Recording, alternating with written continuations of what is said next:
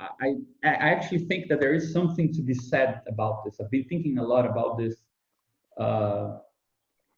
because I mean, many of the discussions we had in the last couple of sessions, not only with regards to this book, but the previous book as well, concerns, let's say, how to reformulate within Badiou's framework important questions that most traditions of philosophy in the 20th century kind of had to tackle. So most of those questions concern language one way or another, or experience, or things like this. So I think we already have this debate kind of moving. And the last couple of weeks, I started to think about this in terms that I think are relevant to Kant, because we made two distinctions this far. And I think that we spoke of the difference between a definitional kind of approach and an axiomatic approach. And we spoke of this kind of the way that this author, Paul Livingstone, kind of maps out contemporary philosophy, and he divides it into two more promising fields, let's say. One that has most of the cool philosophers, and the other which has basically only Badiou. And one is called the paradoxical critical. Gödel, he says. I mean, sorry? Gödel, Badiou and Gödel. Yeah, Badiou. Well, he's in good company, but still, yeah. Why? I started thinking about this, and I realized that we can actually make that comparison a bit better. I mean, the reason why I started thinking about this was because of Caron's notes on language and thinking. But I realized that there is a very nice, simple way to talk about what is missing in Livingstone's characterization, and it concerns the idea of critique more generally. Because what Livingstone doesn't do, I mean, what Livingstone is doing is saying that there are two ways to philosophically be informed by Gödel's incompleteness results, right? The first is one that says, well, if formal systems with some level with some strength, that are capable, like Peano's axioms and so on, we'll get into the situation where you have true propositions that are nevertheless not provable. The first position will say, well, this says two things. We could actually divide it into two sub-interpretations. The first paradoxical critical interpretation will say, aha, so every system that is supposed to be total or supposed to be consistent is in fact hiding an inconsistency. If you suppose that you are capable of expressing everything and proving your own consistency, you are hiding something. So that's basically, let's say, continental philosophy since the 50s, right? You kind of are always looking for what's inconsistent in a given system, and you approach it externally with that sort of critical perspective. Like, you are saying that you're consistent, but I know that you must be doing something messy and dodgy in the background. You have presuppositions you're not making explicit. So it's one interpretation of what critique means. It means to be suspicious of other fields' consistencies and to philosophically unearth what is inconsistent hidden below. Now, there's another interpretation which is a bit more humble, but still has something in common, which I would say is the analytic interpretation within the same field, which is to say, look at what Gödel showed. There are some true statements which cannot be derived within a certain formalism, so they can only be treated philosophically. So you don't really go out telling people that they are crazy because they think they're consistent, but you do say that Gödel, let's say, brought philosophy to a paradise. If Cantor brought mathematics to a paradise through infinity, Gödel brought philosophy into a paradise we'll never be removed from, because there's always room for us. There's always something true that cannot be derived in a system, and that's where we come in. We then regulate those truths, expressible but not derivable truths. So I think that's the analytic version of critique. We don't critique by looking for the dodgy, politically charged, usually, preconceptions that are hidden under consistency, but we come in as a sort of humble caretaker of truths that are about a system but cannot appear in the system. So, but again, it's philosophy coming out. What Badiou says is, okay, before I judge what's going on with Godel, let me just wait and see what people actually did in mathematics and logics with that result.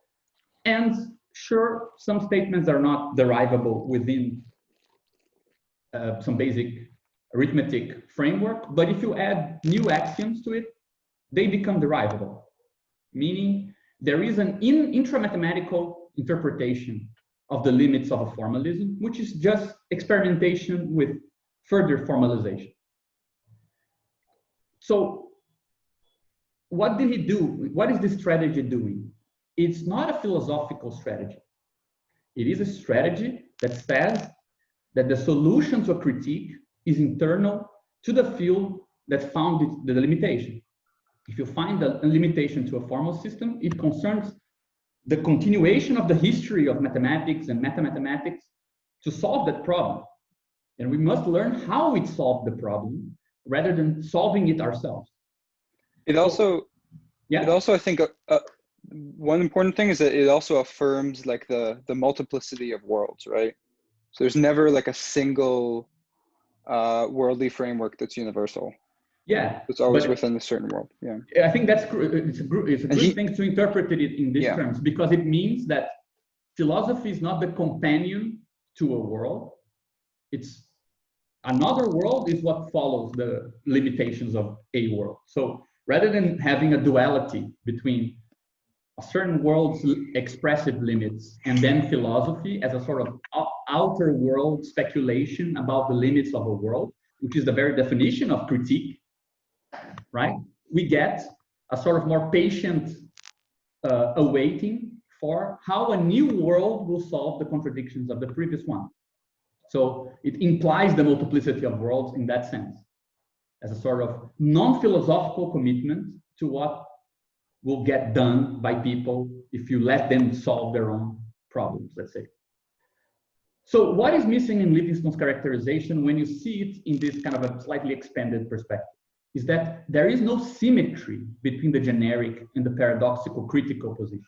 Paradoxical critical is how he calls this sort of philosophical ruminations on the inconsistency of systems, like the sort of parallel development of science and philosophy, or any sort of system that supposes itself to be consistent, and the place of philosophy. So those two things are in parallel.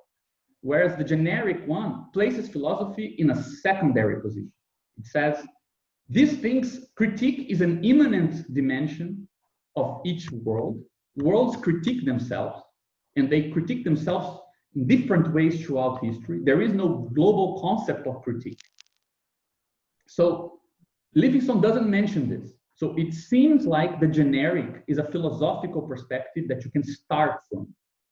And then you want to ask it for certain proofs and for the solution for certain problems, that if you assume that it is coming in a second place, it might be the case that they were already solved once you get there.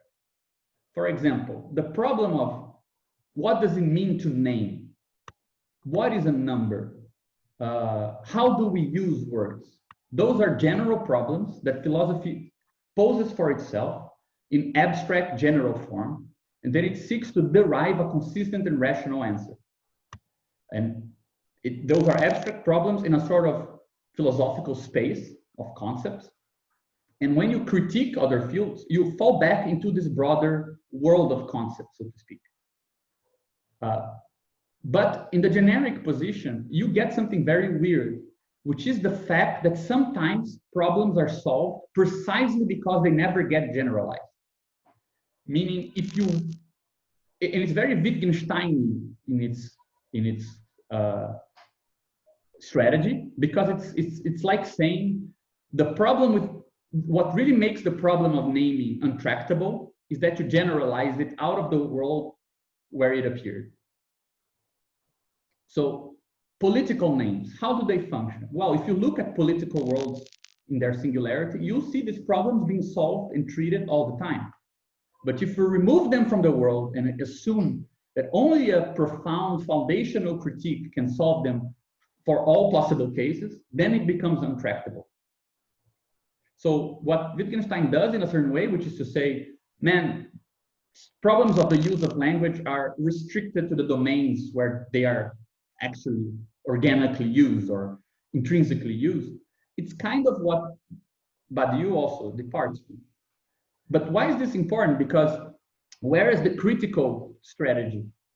Supposes that there is a background that you can trust to fall onto every time a system, a world, a situation falls into contradiction. And this former background, it's called philosophical speculation, philosophical critique. And as I suggested, both analytic and continentals refer back to it. In our alternative, where philosophy comes second, you have a previous filter for these problems.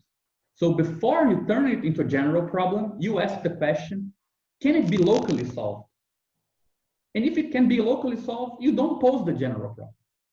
So it might be the case that some problems are dissolved before we arrive at philosophy.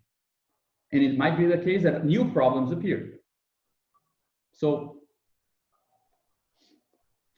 an example of this is that Badiou will say things like, the issue of the political doesn't exist because politics doesn't mean the same thing in all situations. Deciding what politics means in a situation is part of what political processes do. So we don't need to answer that question. That question is purely formulated. On the other hand, the question, how can it be that we actually constitute the process we are in immanently to the process of making it becomes a new question. So the general question is different from the question we might assume at first.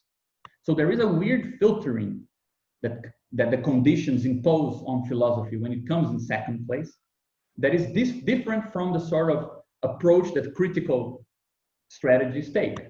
Because the critical strategy is one that guarantees that philosophy has the monopoly of general questions. Whereas the generic perspective says that there are other fields that are better at treating universal problems than philosophy.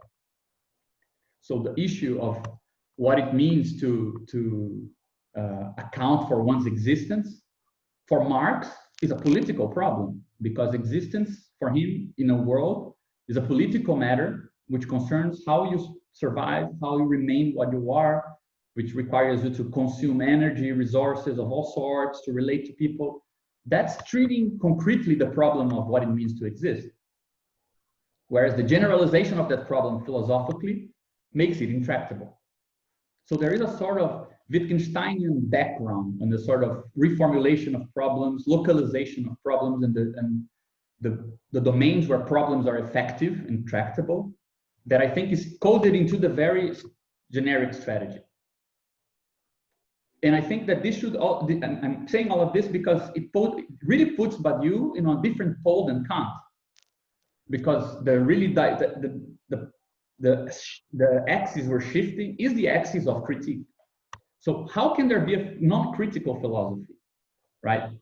I mean, we know that guys like Deleuze also have take on this. For him, perhaps creativity is the opposite of critique, but creativity doesn't really, from the Badiouian perspective, it remains trapped into the paradoxical critical position, because it's what in psychoanalysis we would call an obsessive strategy, because it's stating something like, if I anticipate all novelty, I will never be surprised. If I already anticipate the worst can never happen to me, because it's no longer the worst, because I already knew it would happen. So if philosophy is fully concerned with being the praise of creativity, novelty, difference, so on and so forth, it never needs to accept coming in second place, because it's like white guys who want to be so anti-racist that they still can be the ones to talk in a meeting. You know, like, I'm so deconstructed, why wouldn't you let me continue being the only person who speaks? So there's a similarity to this, I would say. In the sense that we shouldn't look for the content of the philosophy to define if it has really broken with the critical paradigm. We should look for its capacity to come in second place. And to come in second place means to accept the possibility, if not the necessity, but the possibility that fields do their own critique of themselves. So that the questions that are left for us are not necessarily questions about what are the transcendental conditions of possibility of something, because this is precisely what a new world does with regards to a previous world. But the question of how is it possible that a field that is not philosophy can come to critique its own limitation? How can there be this immanent process, right? So at the same time that we accept some questions won't be posed in the same way as they were in the critical paradigm, new questions emerge. And these questions, we call them questions of thinking and not questions of, let's say, the transcendental conditions of possibility, because they concern how the hell a field can think itself. So what is thinking if this is possible, right? So even though we didn't have a Kant discussion, I think that this is a sort of approach I would take to it. It's not very much what Badiou tries to do, even though the engagement with Kant does in the chapter here in the section 2 does touch on some of these topics. But I think that this is important as a sort of basic kind of explicitation of why certain problems are filtered out from his philosophy. So some of them I think are filtered out due to pure neglect and a sort of provincial arrogance that he doesn't need to concern himself with problems that others are thinking. And I think that a lot of what Caron has been doing is precisely bringing those problems back that are neglected rather than simply kind of dissolved. But I think that it's also important to know that there is a coherent strategy and a coherent reasoning as to why some problems never appear, right? For them to never be posed in a general form is not to say that he is not dealing with them, so much as to say that it's the very condition of his philosophy that these problems can be dealt with in tractable forms elsewhere.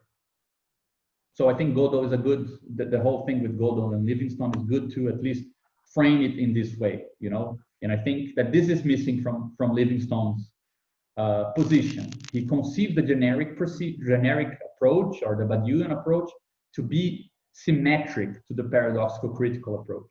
It's two ways to begin, but it's not. One way is a parallel beginning between philosophy and procedures. For example, from that perspective, the meta-mathematical project is something that is just, let's say, a hiccup in the history of the philosophy of mathematics. Like between Hilbert and Godel, mathematicians, they had some ideas about what they were doing because things were in crisis, but now we're back on the main seat, and we're the ones who really should concern ourselves with this. And the inverse position, which is not symmetrical to it, which is the generic one, changes the very place at which philosophy comes into the picture. And this change of place is let's say, serious enough to also affect how we construct philosophical problems, because it supposes, it's a commitment, a conviction that it has, that we can empirically observe that non-philosophical thoughts are capable of carrying out their own critiques. And I would even add to this the very sad fact that turning things into intractable problems became a mark, like an index that the problem is serious. If you turn the problem, if the problem was solved, it wasn't the problem to begin with, which is a very sad position, right? The idea that, well, if I cannot formulate it in a way that we will forever discuss it in philosophy, it's probably not a good problem, which is not, it's not necessarily a good position. Perhaps that inverse idea that, well, when I localize the problem to a more restricted domain, people just deal with it, and they historically unfold a solution to it, which has its limitations, but can be then refurbished again and again. Well, that seems better than a problem that will forever stick there and never be solved, but keep us busy, right?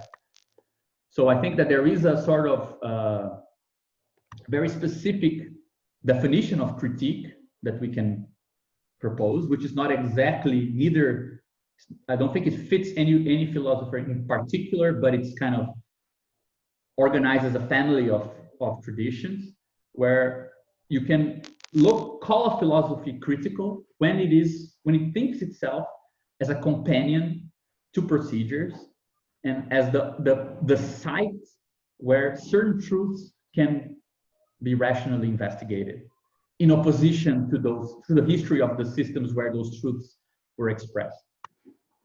And I think that this is valid for continental, Lacanians, Deleuzians, for analytic traditions as well. So it's a nice way of kind of seeing some similarities there, right? Yeah.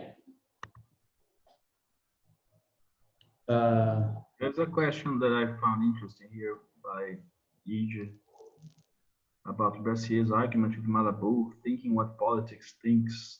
I'm not familiar with this. I was curious about what the argument was. Yeah, I never heard of it. Ige, can you talk a little bit about your question?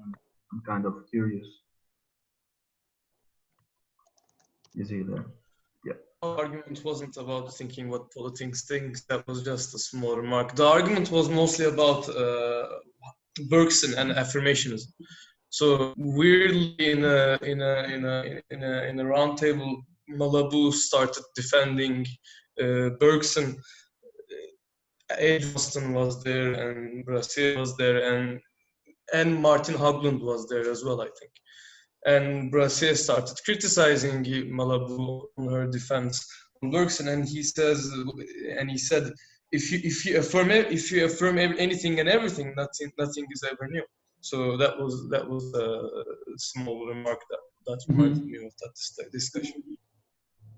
Okay, I can post the link to the argument. Yeah, that's interesting. I'm interested in those figures, so I was just curious about what was that about. I mean, your statement, Daniel, was connected to the idea of, the obsessive strategy of Deleuze or something like that. Like, yeah, you anticipate creation, and then everything is affirmative, everything is creative, and all that. Exactly. And then he said, he gave us a small example. In this Bergsonian world, affirming a snowflake and affirming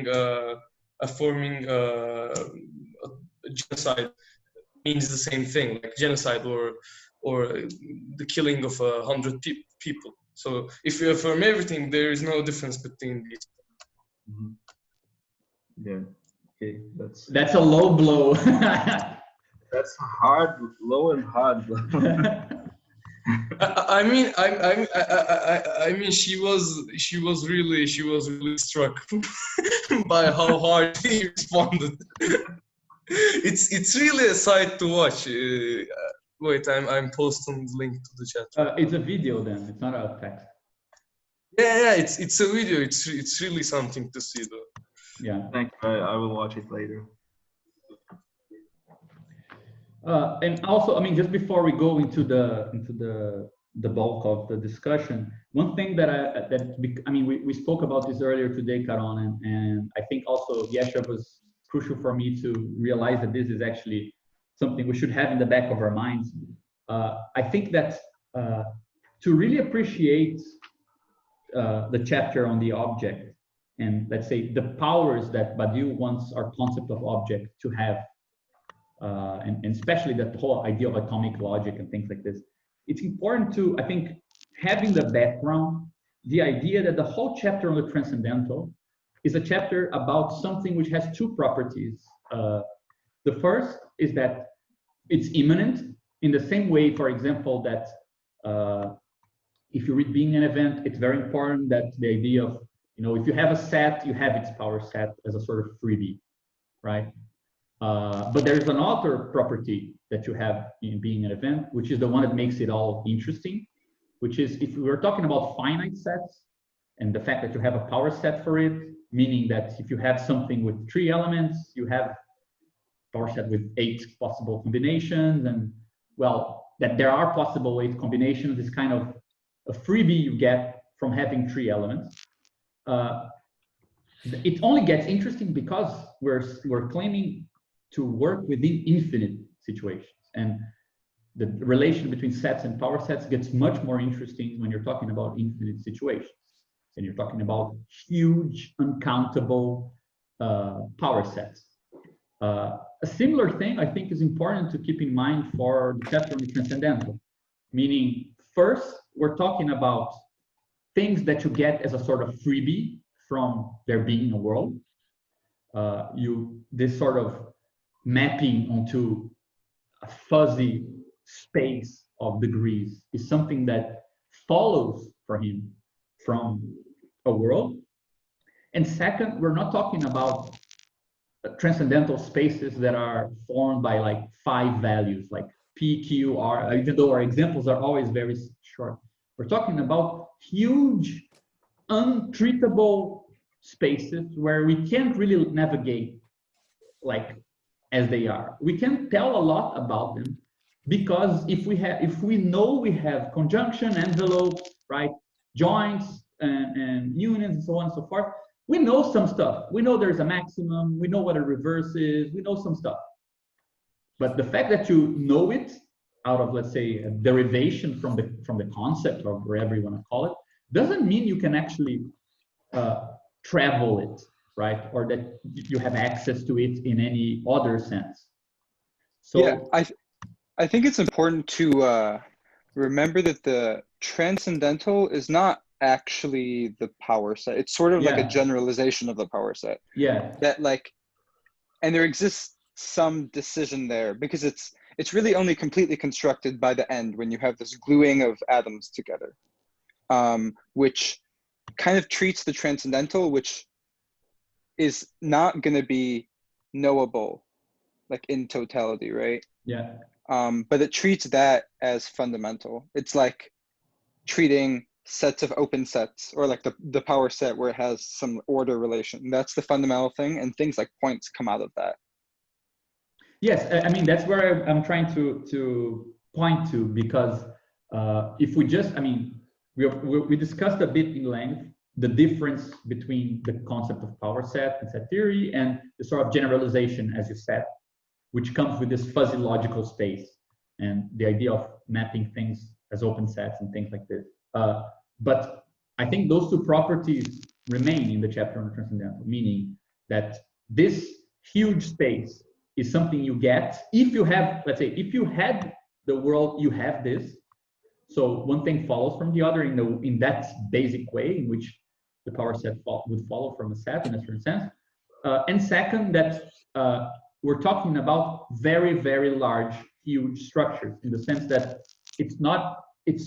there are many extra steps, right? And this is what we're getting with the whole section on the object. There are many extra steps to move from, let's say, the acceptable postulation of the transcendental to the actual coherent wandering around those values and the reconstruction of it as something that is, let's say, localized on a world, right? So I think that it makes much clearer what the hell we are doing in this chapter to have those 2 things in the back of our minds. Like otherwise, it seems like it's kind of trivial, as if you're reconstructing something from atoms that you already had access to from a simpler general perspective. And of course, there are, and I think we can talk about some middle steps that are missing, right? But I think that part of the reason why Badiou inverted the construction of these local topoi and things like this and the transcendental functor is to give a sense of what you gain by defining objects in this way. So it's kind of, I think that he could have been rhetorically more explicit about how in the dark you were left at the end of the chapter in the transcendental, right? It's like you are at the end of the presentation on what he calls the theorem of the point of excess in being an event, when he says, it's very nice to talk about sets and power sets when you talk about finite structures, but this idea of an excess of the power set over the set gets really scary once you're talking about infinite sets. And it becomes something, let's say, overbearing. So everything that follows from it is kind of like regaining your hold on the situation through the generic multiplicities, the sort of intermediate models with intermediate cardinalities and the whole continuum hypothesis discussion. Similar thing, I think, is happening where we are right now in the book. Like when we finish the chapter on transcendental, I think it's rhetorically nice to have this feeling that we're now lost in a world which has a bunch of stuff that we, even if we can assume it is somehow partially ordered, we can't really navigate that, and unless in a very rudimentary way from the end of the previous chapter. So everything we're doing when we are, let's say, constructing this concept of object, it's like starting to regain clarity over this order structure as we kind of locally investigate it and find ways to make local coherences of it slowly rise up to the point of a synthesis, right? So it's also not just the power set, but it's also the world itself that's inaccessible. Yes. The size of the world itself. I believe he proves that in book 4. But it's funny because I was wondering, like when we were talking about it yesterday, I felt like, oh my God, why didn't he make an argument about the cardinality of the world and its infinity when he introduces the idea of worlds? Why leave it to like book 5 or God knows where, because book 4? Because I think it would clarify a bit more the stakes of, let's say, the space you're moving in. And I do think that he's making a lot of not rhetorical, but didactic acrobatics in the greater logic to introduce things in a certain order that are, let's say, cogent from the standpoint of, let's say, how we would want to talk about appearance if it's going to be a theory where localization and atoms are so relevant. But it's a weird inversion from other perspectives, like, for example, from the perspective of how the formal machinery is usually introduced and things like this, right? But I think that we had to kind of navigate our way into this distinction between valuative space and actual measurement or actual kind of intelligibilization of these differences and things like this, because we were actually kind of touching on this basic assumption of the background, right? That just because the transcendental is partially ordered, a complete Heyting algebra, and so on and so forth, doesn't mean that it is immediately accessible in the world, so that if you're in the world, things are organized clearly in a certain way. Because if that was the case, then most of the questions that we want to pose, like, or that we tend to pose, like, okay, but how did it come to be structured in that way to begin with? Doesn't this presuppose a subject? Isn't this structured by time and space and other things? Shouldn't we be looking at more factors to explain how this can be so structured and intelligible and clear? If we don't have that presupposition, we tend to ask these questions. But none of this is what he's saying. He's not saying that because you have the transcendental, all the very law of difference and appearance appears as well, and you can just look at it and say, clearly these things are all related in this way rather than that way, right? We should accept a bit more of obscurity into this process that should be worked through by the following chapters. Okay, so let me see if I can share my screen.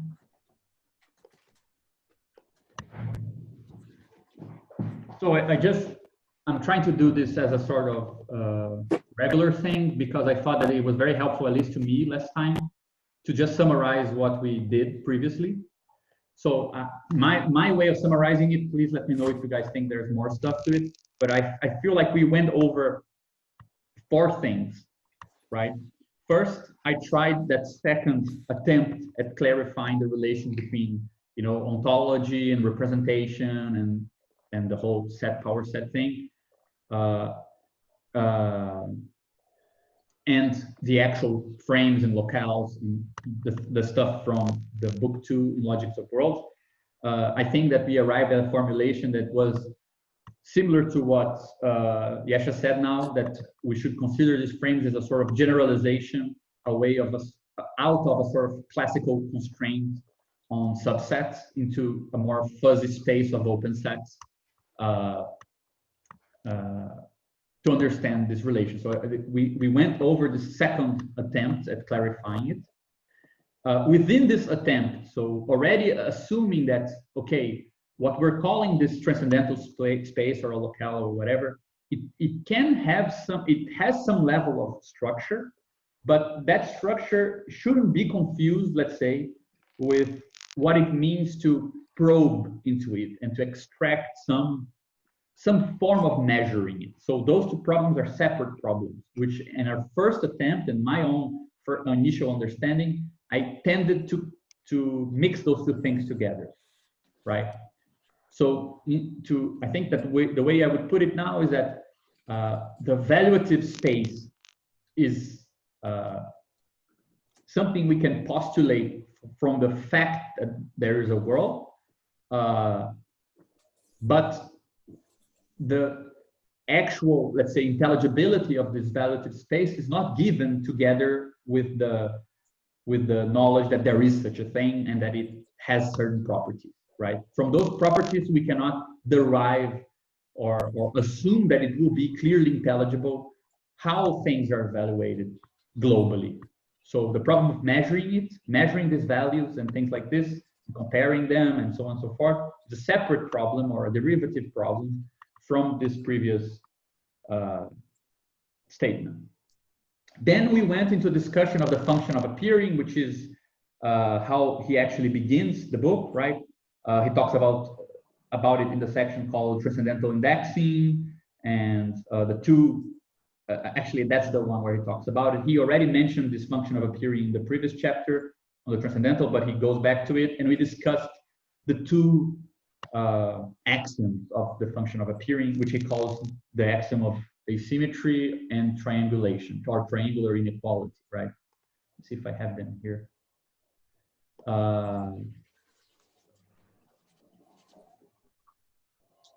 Yeah, no, just this 2 ideas here, that to evaluate the relation, the identity function of x with regards to y is the same as to evaluate y with regards to x. So that constrains evaluations in some sense. And second, that to evaluate a third relation between, let's say, x and z, once we have the evaluation of x and y and z, that third one is constrained by the previous conjunction in some sense. So it's a way of saying, I think, that you don't know what these evaluations are. They can have any degree, we don't know, but we do know from the very fact that the identity function is working within this locale, that it will be constrained in some basic sense, right? Which still, let's say, is derived from all the ideas of conjunction and enveloping. You get those restrictions. And finally, we got to 2 remarks that we all agreed were kind of very, very rushed by him, but remarks where he I think are this one, where he said he interprets these 2 conditions of transcendental indexing, right? That some degree of coherence between them is implied in terms of a precedence of this valuative space with regards to temporal or spatial disclosure, right? And we all mentioned that. Okay, sorry, there's Dahu. I'll just mute you because it's just making a weird noise.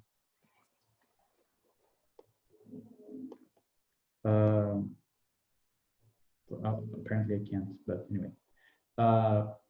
So we discussed that it seemed like he was making a straw man argument that phenomenology, intentional phenomenology, or vulgar phenomenology assumes that local, like spatial and temporal disclosure will, let's say, distort how we apprehend the world and determine it into such a way that nothing is postulated to be objective and independent of us through that a form of apprehension, and that he seems to kind of rely too much on this straw man argument. But ultimately, I think that the crucial point that we also discussed is that it is an approach that he wants to arrive at a situated idea of time and space from the transcendental constraints. So a more, let's say, Badiouian project here would be to say, starting from a world and the basic properties of its valuative space, how different can they be so that their temporalities and spatial connectedness might be also different, right? It might be legitimate to say that in certain worlds, time moves in different, qualitatively different ways, and we can imagine time in quite creative ways when we assume it is, let's say, a concept derived from a certain way of ordering things rather than the inverse, where already defined philosophical concept of time is responsible for deducing the structure of temporality and therefore deducing what ordering even means, right? The same for space. So very much in line with some other theories that are going on these days. For example, Tononi's integrated information theory of consciousness that tries to derive the concept of some concept of time out of the logical constraints of an informational space. You get something similar in Badiou's theory of worlds, where you can have something like a world time that is valid there and not valid elsewhere, because of the way that stuff in this world is connected and caught in this valuative network, right? So I think ultimately that point was a strong point, but the two notes we all agreed weren't exactly Badiou at his best. Okay, so as I said in the beginning of the meeting, my idea, first because I'm concerned that we might be moving too slow, and I do want us to keep to our schedule. I don't want to take too much time, and we all agree that this would be a coarse-grained reading of the book. So that we can keep to the schedule, I think that we need to be able to kind of at least go through in some way all the way to the beginning of the atomic logic today. So we should be able to arrive at the definition of object still today, even if this means going a bit quick through the material. And because of this, and also because a lot of my understanding has been shifting with regards to how this stuff is actually structured in the book, I thought of moving in a different way. I still have all the slides here. We can go through Badiou's quotes, but I realized that the stuff that he has at the end of the book is actually extremely useful. Like this, the dictionary he has at the end is actually quite clear. Okay, we already engaged with the text, so going to that dictionary, we are supposedly already a bit more versed on the terms, so it's easier to read, but it's still quite good as a summary. And the statements for each book are also very, very nicely, very synthetic and so on. So I thought that perhaps a way to begin would be to go over each of these definitions, and when we get stuck on something, then we go to the examples and to the bulk of the text, right? I mean, that's basically what we want to do anyway. We want to get out of this reading a sort of general bearing on what's at stake, so that if we want to go back and mull over some detail or develop something outside of the original purport of the text, that we have the means to do it, right? So I think that it would be a good idea to move in this kind of different way. Also, I think that one thing that I realized reading today is that the dictionary and the statements, since they're written after the whole text is finished, they tend to be more kind of transparent about the dependence of one part of the book on the other. I do think Badiou writes the best endnotes. Like, I always recommend reading the endnotes of the book as you read the book, because usually that's where he gossips and adds actual bibliography and explains that, well, things are not exactly how I presented them, but you know, it's for the better, things like this. So I think once the main task was finished and he sits down to write these endnotes, he has a bit of peace of mind, and he's a little less arrogant and combative, you know. So they are nice to read and they're a nice compliment. But especially in the next book, I think there will be a very nice note. I mentioned it to Yesha yesterday, that this guy, this friend of Badiou, sent him a note saying your whole construction is wrong, and it's a nice little anecdote that he has. That one is great. He gets scared that he's gonna have a Frege moment. I mean, how arrogant you need to be to compare yourself to Frege, you know? Like, it's because it's one of those false self-deprecatory moments, right? Oh my God, I'm just like Frege. My system might be inconsistent. I'm a fuck up like Frege. I'm a fuck up like one of the greatest philosophers of all time. Oh my God. I want to be a fuck up like Frege, for sure. What's the anecdote? It's a humble brag. Oh, yeah, the humble brag, exactly. Yeah, that's the word for it. Basically, one of his mathematical friends sent him a correspondence asking how would you found the world of ontology within this? Like, what would the structure of the transcendental be? And then he says that he was working all night for like 2 days, and then he finally figured out. It's quite good. It's the notes of book 4. Yeah, it's on the hardcover version is page 546. It's book 4, section 3, part 4. The note of that. Yeah. Yeah. Well, I mean, we can get to it later. I think it would be nice to talk about it. But just, I mean, it's just a remark that this sort of additional material he adds to the central text, I think it makes up for a certain kind of. It has a coherence that when you're just going through the text itself, sometimes you feel like it's lacking, you know. Anyway, so my idea was to go over these things. I think some of them will be clear. Some of them will at least help us frame the problems of what we're still unclear about, and then we can move along, right? So I separated here basically the ones that go all the way to the atomic logic. So I don't expect us to go through all of them, but at least to get to the postulate of materialism and the real atoms. I have the impression that I didn't really add the one on the object, but I have the book here with me and we can get to it.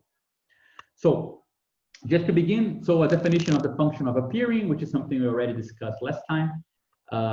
He says the transcendental indexing of a multiple relative to a given world is what establishes the measure in that world of the identities and differences in the intensity of appearance of two elements of that multiple. One thing that we haven't discussed, and I think we should at some point, is that, I mean, there is a very, let's say, in contemporary philosophy, the philosophy that has a duality between extension and intention is Deleuzean philosophy. And Badiou has his own theory of intensity and extension and so on, which is a slightly different theory. We never really got into that, but perhaps it's also something interesting to develop.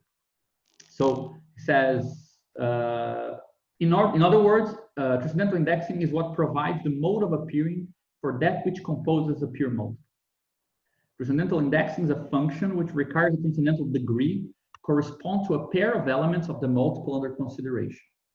We say that this degree measures the identity of the two elements in a world where they appear. Formally, let A be a set which is supposed to appear in a world. So you see that in the dictionary, he already includes the support set A in the definition of the function of appearing, whereas in the actual chapter, if I'm not mistaken, the idea of a referential set only appears in a bit later on, if I'm not mistaken. Yeah, in the definition of the phenomenon, not in the definition of the function of appearing. So here he already introduces it. Formally, let A be a set, the set that is supposed to appear in a world. It only appears in that world to the extent that a transcendental indexing ID related to the transcendental T of the world in the following way. For every pair of elements A and B of A, we have the identity of A and B equal P, where P is an element of T. We say that A and B are, for the world in question, identical to the P degree. For example, if P is the minimum, mu of T, A and B are as little identical as possible. This means that the being there of A is, in this world, absolutely different from that of B. We therefore call the ID function of appearing or identity function for self-evident reasons. He then gives a very short definition of why he calls the elements of T degrees, right? He says, the elements of a transcendental are often called degrees because they serve to measure identity or differences or existences relative to a determinate world. I like that here you have a triadic distinction between identity, difference, and existence, which is something that it's slightly different than how it appears in the chapter, right? Then, and this is, we're already getting now into the new stuff because we haven't really seen this yet. He defines what a phenomenon is. He says, the phenomenon of an element of a multiple which appears in a determinate world is constituted by the set of the transcendental values that the identity function of the multiple assigns to the couple formed by this element and all the elements that co-appear with it. So giving us a fixed element of A, say A belonging to A, we call phenomenon of A relative to capital A in the world M in question, the set of the values of the function of appearing ID A of X, right, with A as a fixed term, for all the x's that co-appear with A in set A. So I think it's clear from the text, but it's also clear here in the dictionary that the move from the function of appearing to what he called, I think he doesn't call it here, but if you look in the book, yeah, he calls it the phi function, right? So the phi function, which is this one here, it is actually just the effect of fixating one of the two terms under evaluation and then creating the set of all functions of appearing for that fixed term, including its self-referential function, right? Idea of A and A.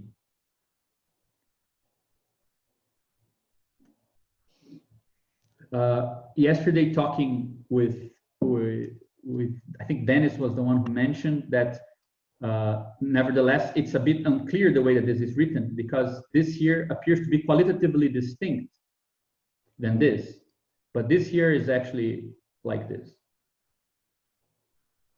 right? So idea of A and A. So if you do this, what you can imagine this as simply saying, while you had this function like this going from M to T, actually going from, right, taking two terms from M and going to T, you can imagine that you fixated it in such a way that you select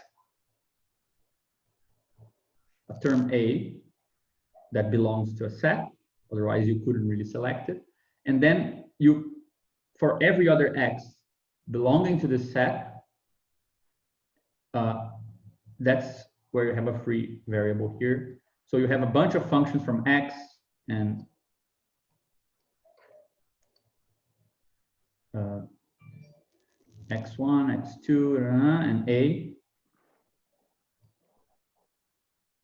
And the set of this is the phi for a and a. But the ID of A and A is not A.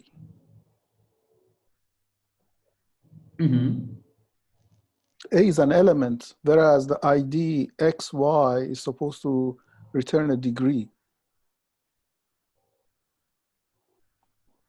Yeah, so, but what is, I mean, I can understand what this would mean separately like this once we got to the atomic logic and we know that what it means to map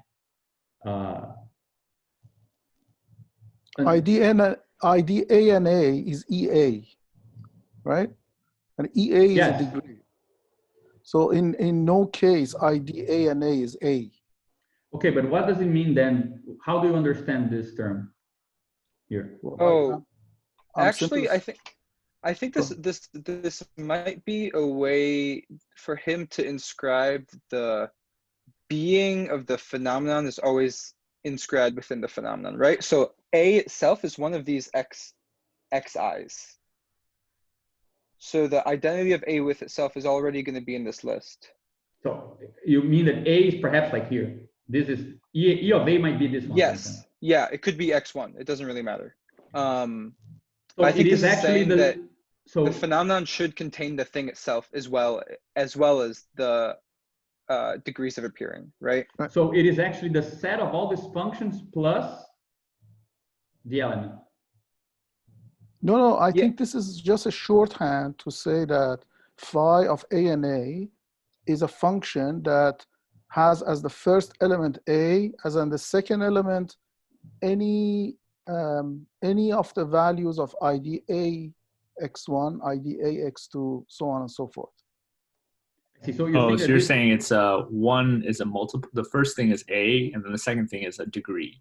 Right. Yeah. So this is like just to define the restriction. Right. Yeah, but that exactly means that like the being of the thing that is the phenomenon of is within the phenomenon, right? I think that's important. Yeah, I mean, but because like we can think of the example that we were talking about yesterday with like the Picasso painting and the blueness in it, for example. I don't know if it's an actual Picasso painting has blueness that we can talk about this way, but you talk about it relative to all of the other things. So you can say, how blue is this compared to all of the other parts of the painting? But then whatever that phenomenon you're talking about, the blueness of the painting is going to be contained within the phenomenon as well. But my question there is the following.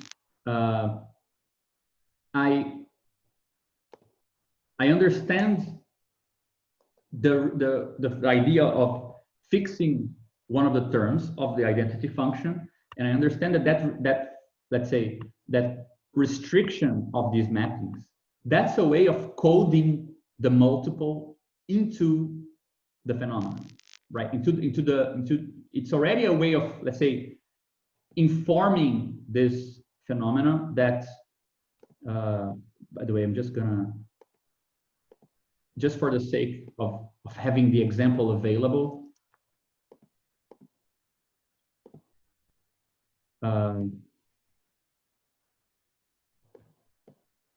some blue Picasso. So if we need for example purposes. So I understand the idea, like as an operational procedure, to say that, well, once you fixed A here, and you have this as, let's say, where all the functions are going to vary, and you're going to get a set of all these functions, right? That you've kind of already coded a restriction for A. Whereas to say that the phenomena is something like A and then this set of functions, right? With A fixated here like this. What is this doing other than it's just a notational thing? You know, I actually think it serves a purpose now that I'm looking at it a second time, because when you actually see these levels of appearing, the ID A with some xi, you don't see it in the form of it's an identity of A with something else. You just see it in the form of the transcendental, right? So you don't, if you're just only given those, you don't know what the phenomenon is relative to. So the A is the thing that it is relative to. It's just like there to have something to point to. You know what I mean? I so see. like, So ultimately, actually, it is crucial in the sense that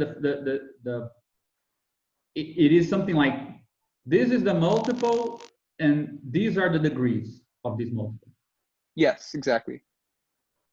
Actually, the angular bracket, I think means something that only one of these values at each time is entered. So you have A and ID AX1 or A and ID AX2. So it will. This is the way I'm reading it. This returns. Sorry, you mean that this thing here means it's one or the other? Yeah, no, I mean the is it the angular bracket or the straight bracket, whatever. Sorry, where yeah, you're.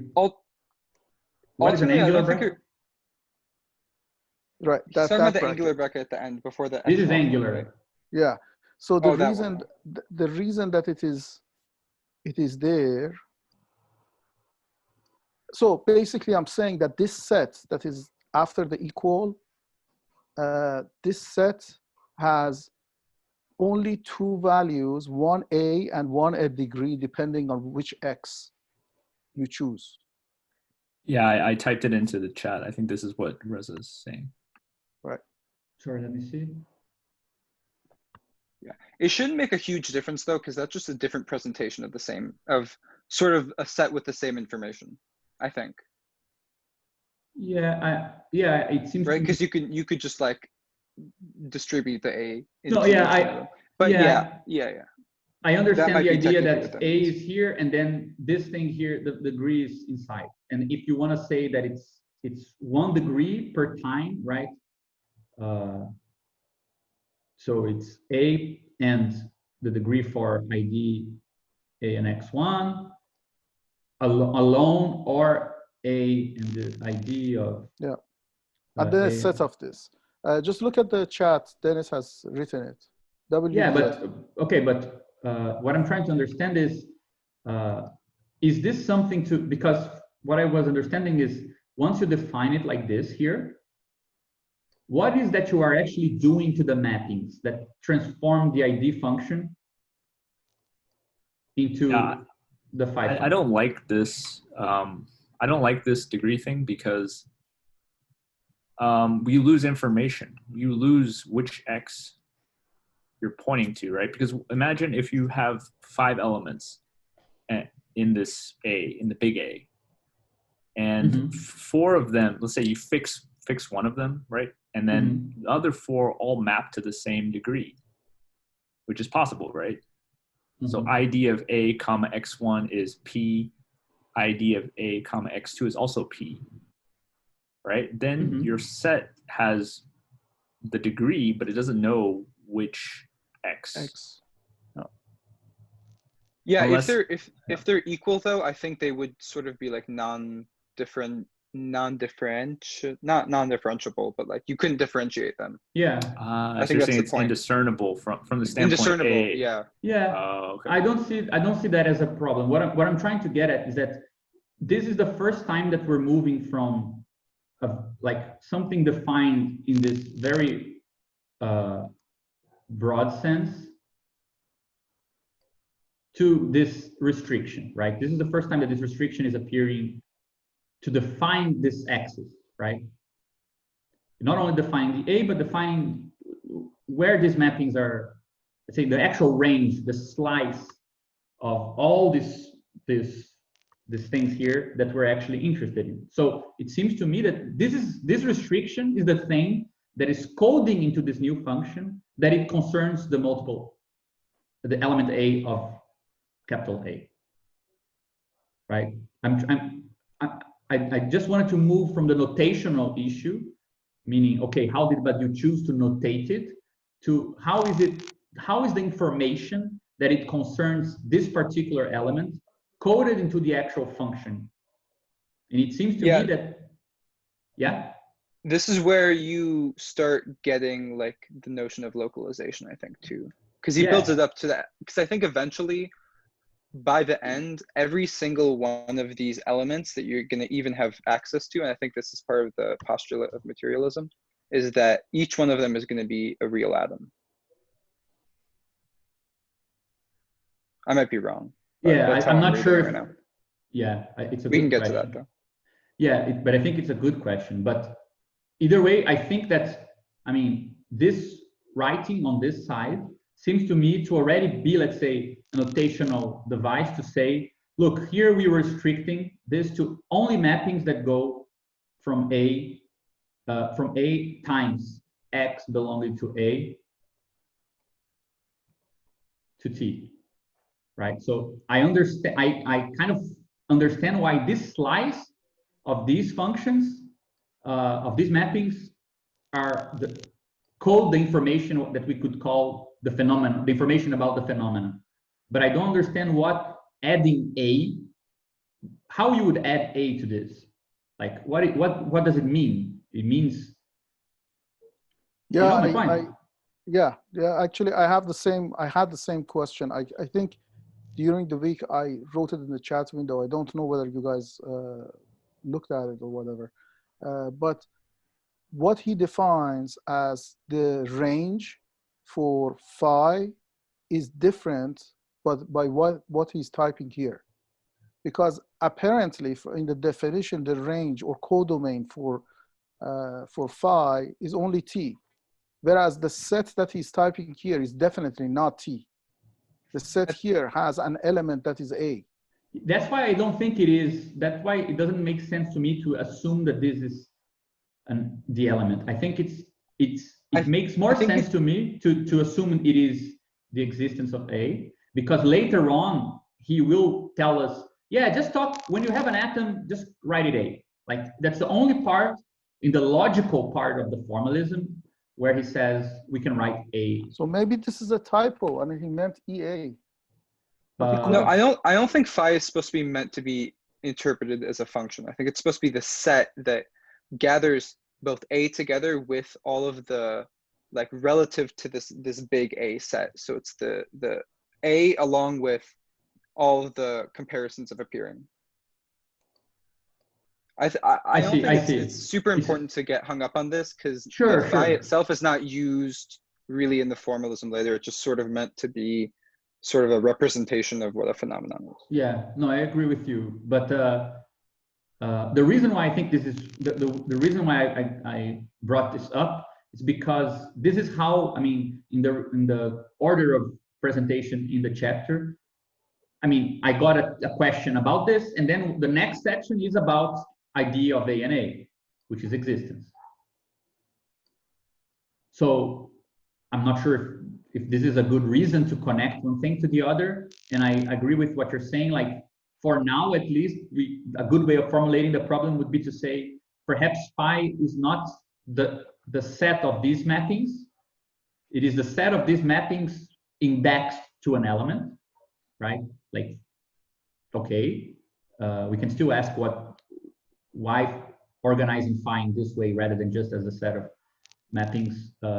Though the way that he calls it here, look, given a fixed element, so it's a restriction, the phenomenon of A relative to A, which is what's written here, is the set of values of the function. So he doesn't say plus something else, right? But actually reading it this way, he doesn't say the set of values are degrees either. No, but we know this from, no, but we know this from the previous statement, which is that the values of the function of appearance are P, and they're often called degrees. So in that case, it should be only T. Yeah, I think that it's only T. I mean, the reason why I think also corroborates this, though I don't want to get hung up on it, is that it's kind of like the plot twist of this construction, like or from the move, from what I understand now, the move from this elementary topos to an enrichment of it later on to this Grothendieck framework that we actually get to manipulate the support set or have something that retracts on it. So at this first early stages, we haven't really gotten to the point where we could meaningfully make sense of the actual support set being one of the values of anything, right? So my impression is that at this point, at least the way that I understand it, the crucial part is to see that we're moving from the ID function to this phi thing, which in my interpretation is a set of values of the function, but is a restricted one for a fixed element. So it fixes for the element A of A, the ID functions such that once you add this restriction, you get all the mappings that go from that of the ID function between A and X, if X is also in A, right? So it should be a set of values in T. If there is a precision that we can add later on, I think we should get more information, you know, before and besides, none of the, I think from what we will see, from what I remember, none of the downstream functions, the codomain looks like this. Yeah. None of them look like this. Yeah, it would be something without a precedence, and I don't think it would have to justify some description of it, conceptual description that he never gives us. So also, I'm not familiar with the notation to put the elements of the set inside an angular bracket.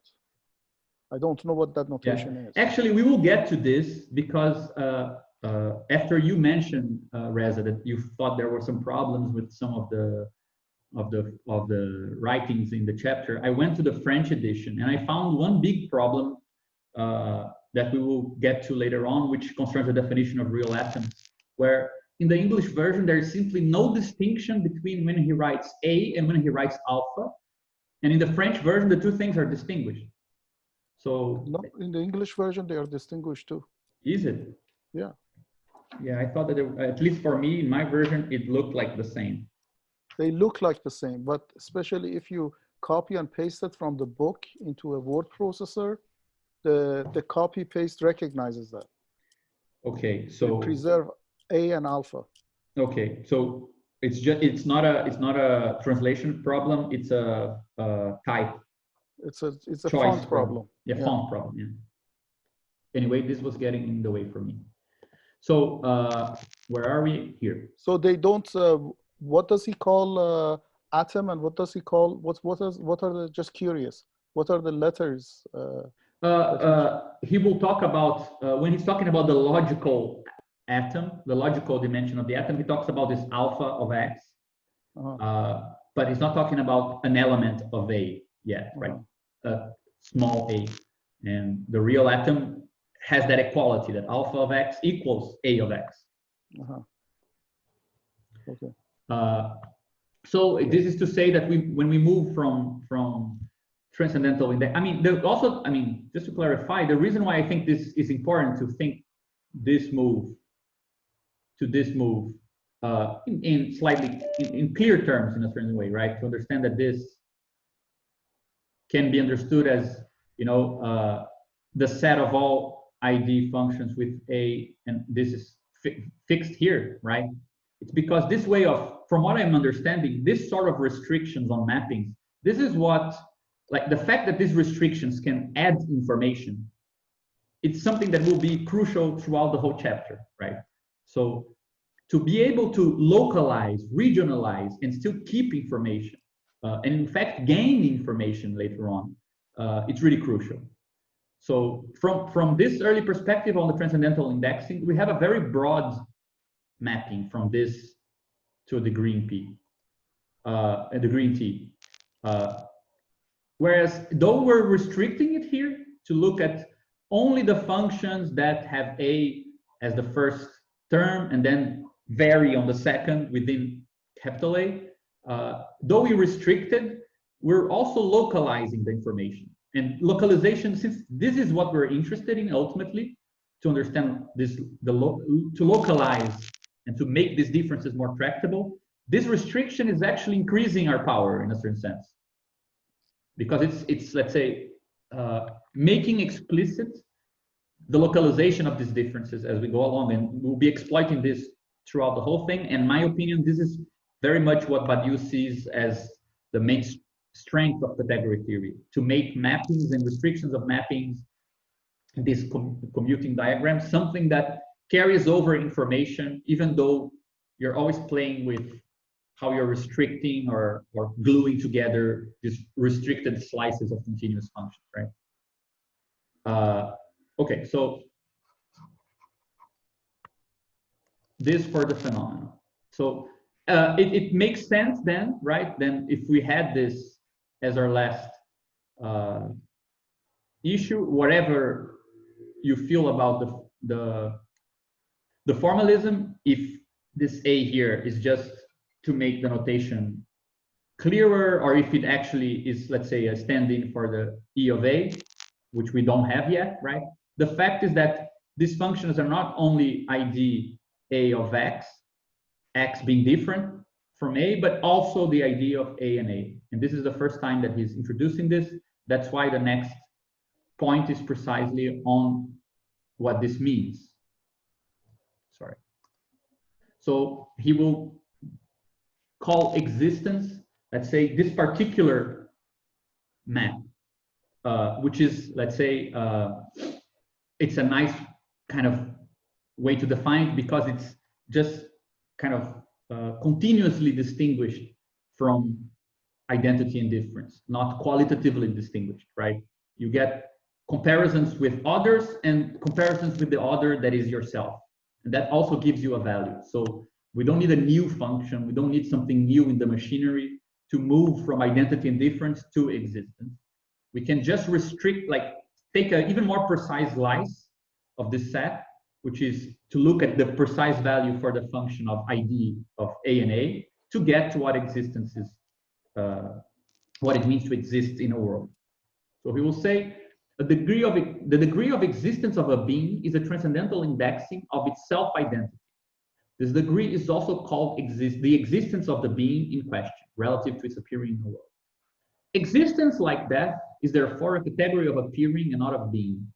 And I think that this is actually very profound, not even going into the whole discussion on death and disappearance, but just the idea of that existence is a category of appearing and not of being already puts, and the way that it's argued, puts Badiou in a slightly different position than, for example, the ontic ontological distinction in Heidegger, and a lot of discussions on ontology, which taking existence and being to be more connected or to be more closely related in a more fundamental sense. Take, for example, the ontology to be the study of reality. Whereas for Badiou, you have being and multiple situations. And to study being is not to study what really exists in a world. That for him is not what concerns ontology, right? So separating existence in this way, well, existence is just this particular mode of appearing of a being in a world. I think undoes or removes the ground for certain ways of approaching ontology that are common as well, right? The question of being qua being is distinguished from the question of what exists in a very kind of explicit way, right?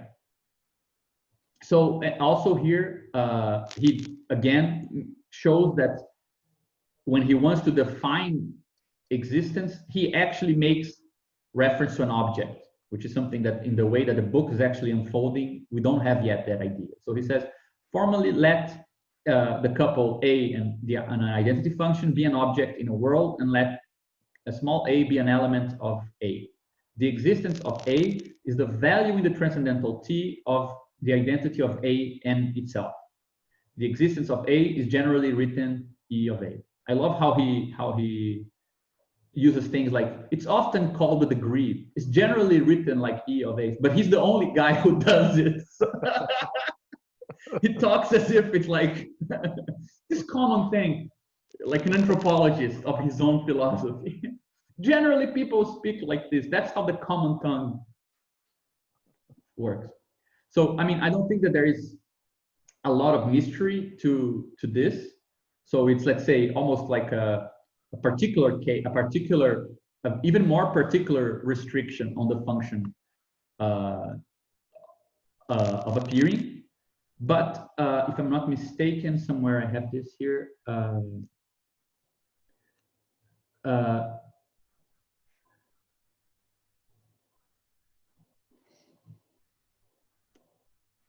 He gives us, first he says, well, if this is the definition of existence we have existence as a fuzzy concept, because you can do more than just exist or not exist, meaning to have the degree associated with this function to be mu or m, but you can also have like a partial existence, like a kind of crappy existence or a relative existence in some sense, right? And it's important also. I mean, I think it's not only important to have more than two values for this, or at least to show that it is possible that you can have more than two values, but also to show that if existence is a logical category, that something inexists in a world is not the same as to say that it is not. It can be and not exist for a world, right? So, for example, you can have a bunch of workers who are there in the demonstration, but at the same time that they are there, or there are in that multiple, they have no existence as workers there, right? Or they have very, very, very low existence. And the idea of this sort of mid-range existence, right? To exist to a certain degree is something very counterintuitive that you get from as a consequence of this approach. But I think more important is just this theorem of existence that he shows that, well, the identity function which is a special case of the asymmetry and triangular inequality. If you have the existence function, so to speak, of the workers be minimal, and you have the identity function for the self-identity of the striking postman to be of some mid-range degree, these two existences will constrain what the identity between postmen and workers can be, because the identity of something that doesn't exist with something that exists in that world can only be also non-existent or minimal, right? So the theorem of existence is just a case that is actually quite easy to derive from what applies to the identity function in general. I do think that this definition of existence it's quite interesting, quite counterintuitive, and probably has consequences we're not thinking of now, but it's easy to see how we're moving to just assessing what's at stake in a particular case of the restriction of the function of appearing for the case of the phenomenon, right? One thing one formula. Oh wait, can you go back to that page? That one formula. Where is it? Oh my God. At the bottom, the inequality. This one at the very bottom, the ID xy is less than or equal to the intersection of the existences. This comes up later as well, where when we get to the atom, we get something like the reverse as well. So then they end up being equal. Yeah, that's really important. Being a very important point, and it gets to the move from an elementary topos to a Grothendieck topos, and it's connected to that. Yeah, that's actually a really crucial remark, because it's true. When we get to this very important condition for gluing atoms together into a real synthesis, which is the condition of compatibility, right? Compatibility is defined on existence, right? If I'm not mistaken, it's defined like you would say that atom A is compatible with atom B if the existence of A located on B is equal to the existence of B located on A, something like this. So you get the other way around. A located on the existence of B is equal to B located on the existence of A. true, sorry. Yeah. So just write it correctly. Yeah, but it's important just to not suggest that it's so trivial, the role of existence in all of this.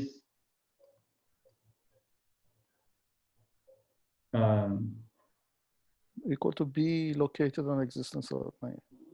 Yeah, just to say that it's not so trivial to define existence in this way, because later on it plays actually a crucial role in the synthetic part, right? We're still in this analytic, if you understand analytics in the sense that we are adding restrictions to this by moving it to phi, and by moving it to analyzing just one case here where ID is like this. This is kind of analytic because it's localizing it in a still intuitive way. We don't know what it means exactly, but it's still, let's say, slicing up this general mappings, making them more tractable, and furthermore associating them to a support set, because at this initial point, we don't really know if these mappings, how they relate to the support set. So we're restricting and into an analytic of let's say, an ontological constraint on the logical analysis. But later on, existence will play a big role in moving back from atoms to the transcendental function, right? I think you mentioned last time, Gabriel, that there is, I mean, behind all this is all the topo and the category theory discussion, but he is not speaking of any of that. So behind all this is another theory that he's using without even naming it or indicating it. He constructs it by the end. Yeah. He explains it. Sorry, say it again. He constructs it by the end. He sort of does it in a backwards construction. So this is actually exactly the Grothendieck topos construction. He just does it in reverse. And at the very end of book 3, he shows how this works. In the scholium? Yes. Okay. All right. So I think it would be good if I don't know, at the end, when we get to the end, you'll probably explain all this, putting it together. I haven't read that scholium yet, but I was thinking that probably it would be a good didactic presentation if we basically compare the two as we go along. But that's why I chose to present with this material here, because so we go faster. Not only because we go faster, but because you see, for example, in this definition of existence, the idea of object is clearly stated. In this definition of transcendental, the support set is more clearly stated. So it adds a bit more of later stuff into the presentation of earlier stuff than in the way that he actually goes about it in the chapter. Also, I mean, for now, we are here at, at this point, it's as if we covered statements. I mean, we should be able to understand some of these statements, right? This statement 28 that talks about the symmetrical property of the function of appearing, the transcendental degree which measures in a given world the identity of an apparent to another, also measures the identity of this other apparent to the first. So it's about the symmetric property. The identity of coappearance or conjunction in a given world of the identity of one apparent to another, and then of this apparent to a third, cannot surpass the degree of identity that can be directly evaluated between the first and the third. With regards to conjunction, transcendental indexing obeys a condition of triangular inequality. So that's a second property of this general function. Then the 30th statement, an apparent in a world cannot exist in that world less than the extent to which it is identical to another apparent, which is the theorem of existence, right? If an element of a multiple exists in a world, it is only minimally identical to another element. So those are actually both about existence. It's funny that here, the definition of existence is coming before as kind of a sub-case of these two properties, right? So these are about the ID function, these are about existence, and the actual phi function and its relation to what it's later will come in, the epsilon function comes in now after that. Take a world and an apparent of that world, take a fixed element of the multiple, the function that assigns to every element of this multiple the transcendental degree of its identity to the fixed element is an atom of a period. So here is actually condensed a bunch of stuff that were. This is the proper order. You should have introduced existence before phenomena. Yeah, but I mean the way that I kind of went about it now, I think it also works, right? Because here is, let's say, conceptual, but in the formal machinery, the restrictions that allow you to get to. It's true. Existence is, let's say, can either be conceived as one of the phenomenal functions, right? One of the functions that were restricted by the phi set, or as a particular case of the transcendental index. But either way, this is where we are right now. We're here, and statement 32 actually is a very charged one because it brings together a lot of mid steps that are actually what we're going to see now. So I just want to clarify one thing that it just made sense to me. The purpose of the phi is actually to lay out the apparence of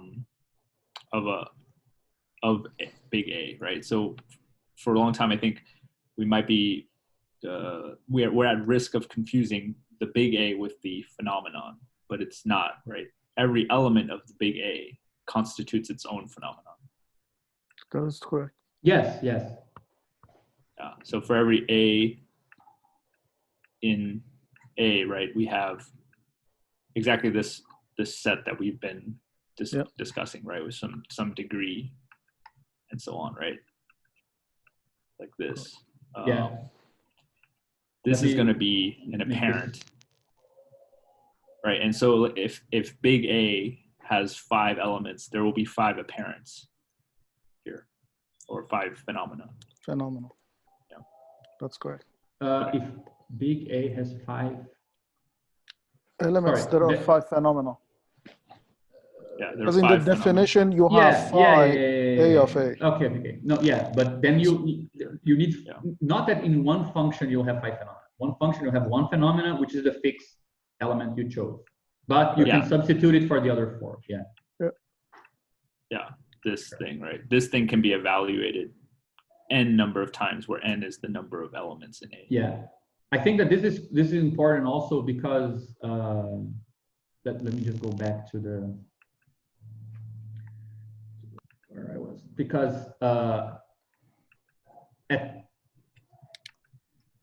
originally I think that and you brought this up recently, Dennis, in the definition of components, which is where we are headed now. It's interesting that component is not, it's such a transitory term for him that it's not really included even in the dictionary nor in the statements. So you see the transcendental function, existence, phenomena, they are all there, but the phenomenal component, broadly speaking, is not there yet. He skips straight to atoms. Atom. Right? Exactly, yeah. Phenomenal component is like a side effect of this main construction. It's a stepping stone. Yeah, and I think that this is important because existence, blah, blah, blah, phenomenal component, yeah. So he does say, okay, we want to know, and I think yesterday this became a bit clearer to me. Let me just bring this example to the corner here if we need it. This became a bit clearer to me yesterday when we were talking about it, is that if we want to like organize the move in the sort of from this approach where the ID function has this very broad kind of field of mappings to degrees, then we restricted it when we went to the phi function, and we can say kind of like, oh, there's a side remark here that you can choose if it belongs to this or to this. It's more suited to one of these two, which is, by the way, the existence of A is just a particular one of these mappings. But after he does this, he actually takes a step that is in fact a step back, right? The phi function that defines the phenomenal component, it's not a further restriction of this that is further fixating and localizing in the same way. I think it's better understood as a sort of sidestep, like this direction, or even a lesser degree of importance and so on, because it's like he's introducing us into, okay, you've all learned now what it means to add restrict maps. Oh my God. How is it that then, I mean, I mentioned this yesterday, so how is that Dennis with his mouse writes better than me with this? It's not even the mouse, it's the touchpad. No, fuck you, man, no. How is it that restricting maps has some relation to localizing information, right? So we saw this first with this move, but actually what we get with this here is like an introduction to a new way of thinking about these slices, right? And I got it wrong in my first attempt to understand this, because my interpretation of what this meant originally was, okay, I have an element in a set A, and the function pi of this will tell me how much this stuff belongs to this stuff. It absolutely belongs to this stuff. But what Dennis called my attention to is that it's a matter of how much belongs to this. So, for example, you can define. Yeah, I mean, the difference between pi and phi is that pi has a predicate. Yes. Exactly. Phi does not have a predicate. Yes. So this is pi is, for the first time, he introduces the concept of a predicate. Yes. And then he basically expands that predicate or restrict that predicate to the identity to a particular element, which becomes an atom. Yeah, but the thing is, two things there I think are important. The first is that it's not a predicate, right? It's predicates in general. And this is not a small matter, because, okay, we're now talking about how to slice this stuff based on any way we want to predicate. But each phenomenal component has one predicate. Yes, but I mean. But I mean, predicate that can be complex predicates, but nevertheless, pi only has one predicate. Sure, but I think what's important is that the fact that what we get as an answer to this predicative formula here is a degree already shows us that it's very broad what we mean by this. It's not like clear-cut predicates that give you a yes or no. No, you get a degree, yes. I think it's important to think about this phenomenal component is almost like a pre-atom. So it's exactly. It's the structure we get before we get the unifying, like gluing structure of the atom. Yes. Yeah, I just wanted to, like, in my interpretation at first, I thought the predicate itself was belongs to A, but that's not what this predicate is. It's just a stand-in for belongs to P, right? Obtains for P, right? So here, this interpretation, which I swear to you guys, this is written belong. This first interpretation was very fixed in terms of what it meant for the pi function. This later interpretation actually shows that it's introducing, let's say, the possibility of predication, and in a non-classical frame. So we're not talking about, if we can have p degrees as an answer, we're not talking about simply predication as stuff that things will fall under it or they won't, right? We can have fuzzy degrees. Fuzzy degrees, yes. Anyway, so it is kind of a sideways move, but this sideways move would then be later on relevant, because when we get to the atom function, to the atomic thing, we actually kind of conjoin the two things together, right? We get something about, like, we continue the investigation we were doing about restricting and localizing information, but we also get, let's say, important point, which I now see that it's much more crucial than I thought at first, which is actually what's at stake when he says this here, that every time I lose where it is. When he's talking about phenomenal components later on, he will say, the whole point is to correctly code the function that identifies the component, so as to prescribe the atomic simplicity of its composition. So one of the things that deciding on this predicate here does is that depending on what you choose it as a predicate, you will prescribe what works as atomic simplicity, and you might prescribe it in such a way that no atoms are formed, and there are other ways of doing it where this will obtain for atomic components and so on, right? So this is important because this is what is actually at stake in the example that he gives, if I'm not mistaken, somewhere here when he does this. He says, let's take an example from the world of a demonstration in the making, and he selects a particular complex predicate, which is actually has 5 sub properties, right? So let's say that this here is actually it has 5. Oh my God, I don't know how to count. 1 to 5 properties, right? So it assigns maximal value to those who are, first, dressed in black jackets and have a menacing air, echo the slogans of the anarchists, carry a black flag, taunt the Trotskyists, throw stones at a bank window.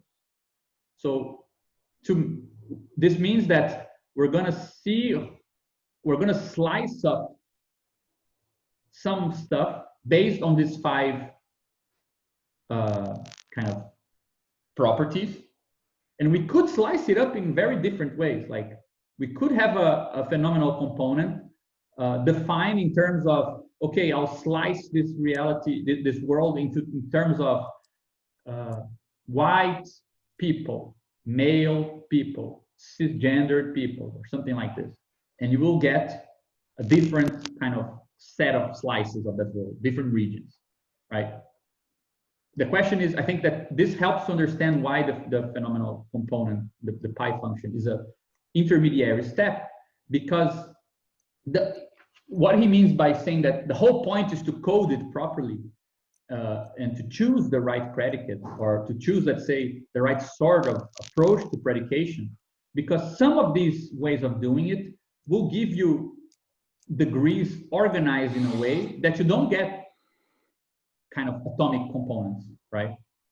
So for example, you can have a certain pi function where the predicates that you chose for it are such that the relation between the degrees that you get are like, some stuff is here, some here, below it there are some stuff that is minimally belonging, here also some minimally belonging stuff, and like this.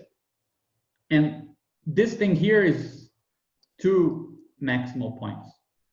So you don't get to glue things together in a way that from the atomic point, you can localize everything that is below it, so to speak.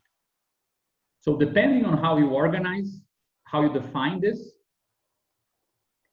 the sort of information that you got from this evaluation will allow you to move up, kind of carrying over a certain ordering as you reglue things together, or it won't. So that's why I think that statement is actually quite important. Yeah, that's a very important, because the constraints of atom are exactly what he has in mind. If you add to the predicate the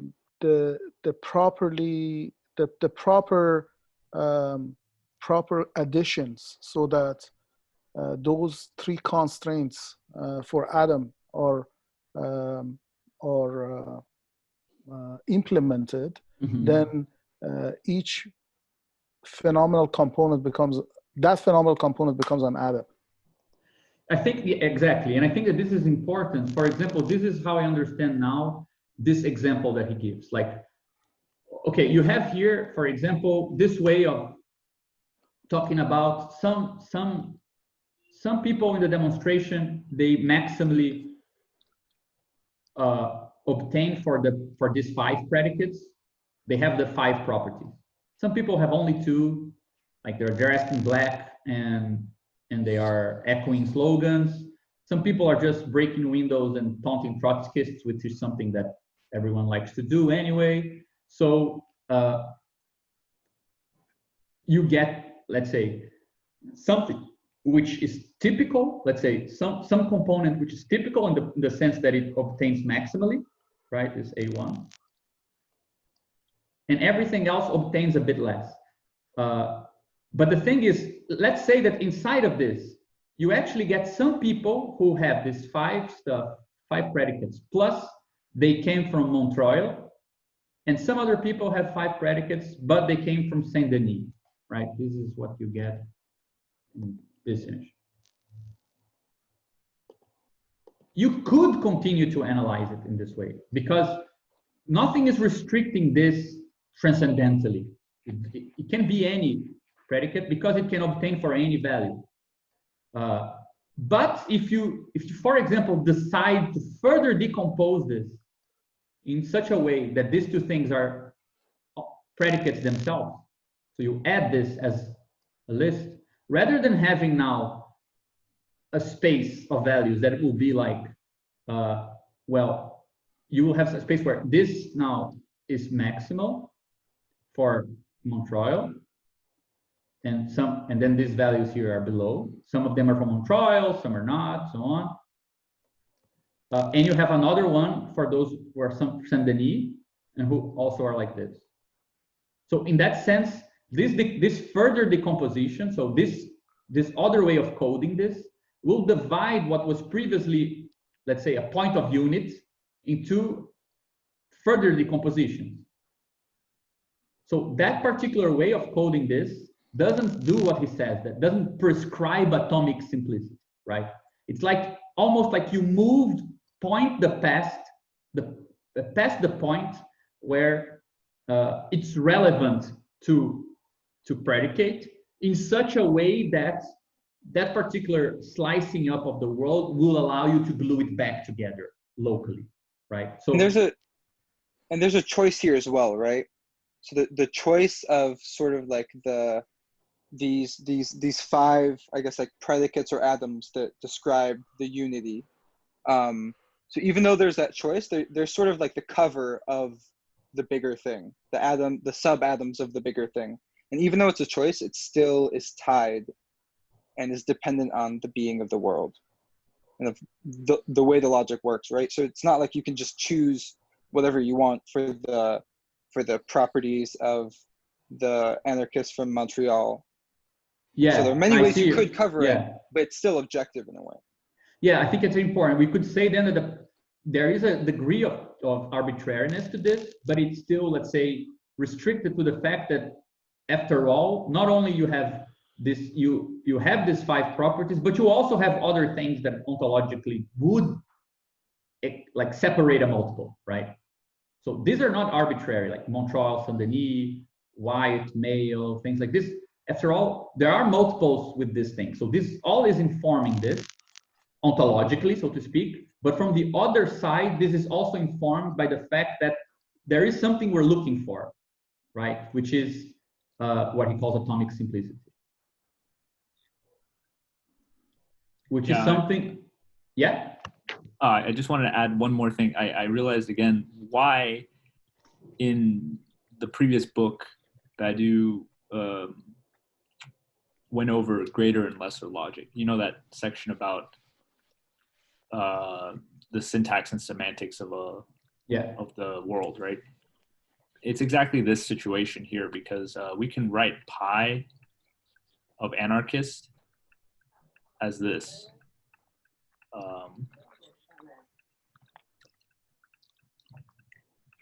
That's right? what I'm doing.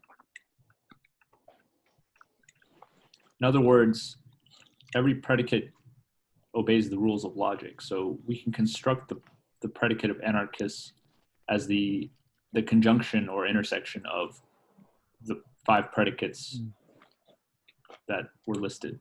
So this is where that discussion of, because this is like logically first order logic, this is like that, right?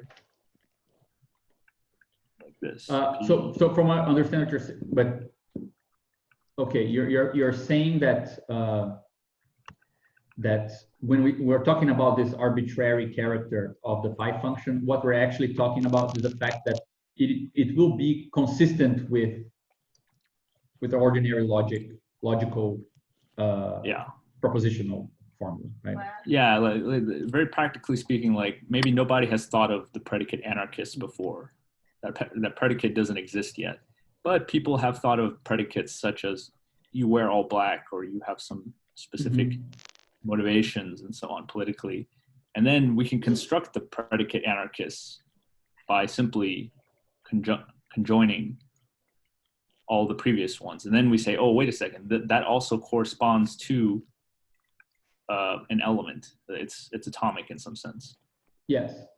Yeah, that's what I wanted to, But this move also, when you're just taking kind of like the formation as this conjunction, it sort of only looks at the similarities of the different like groups of anarchists, right?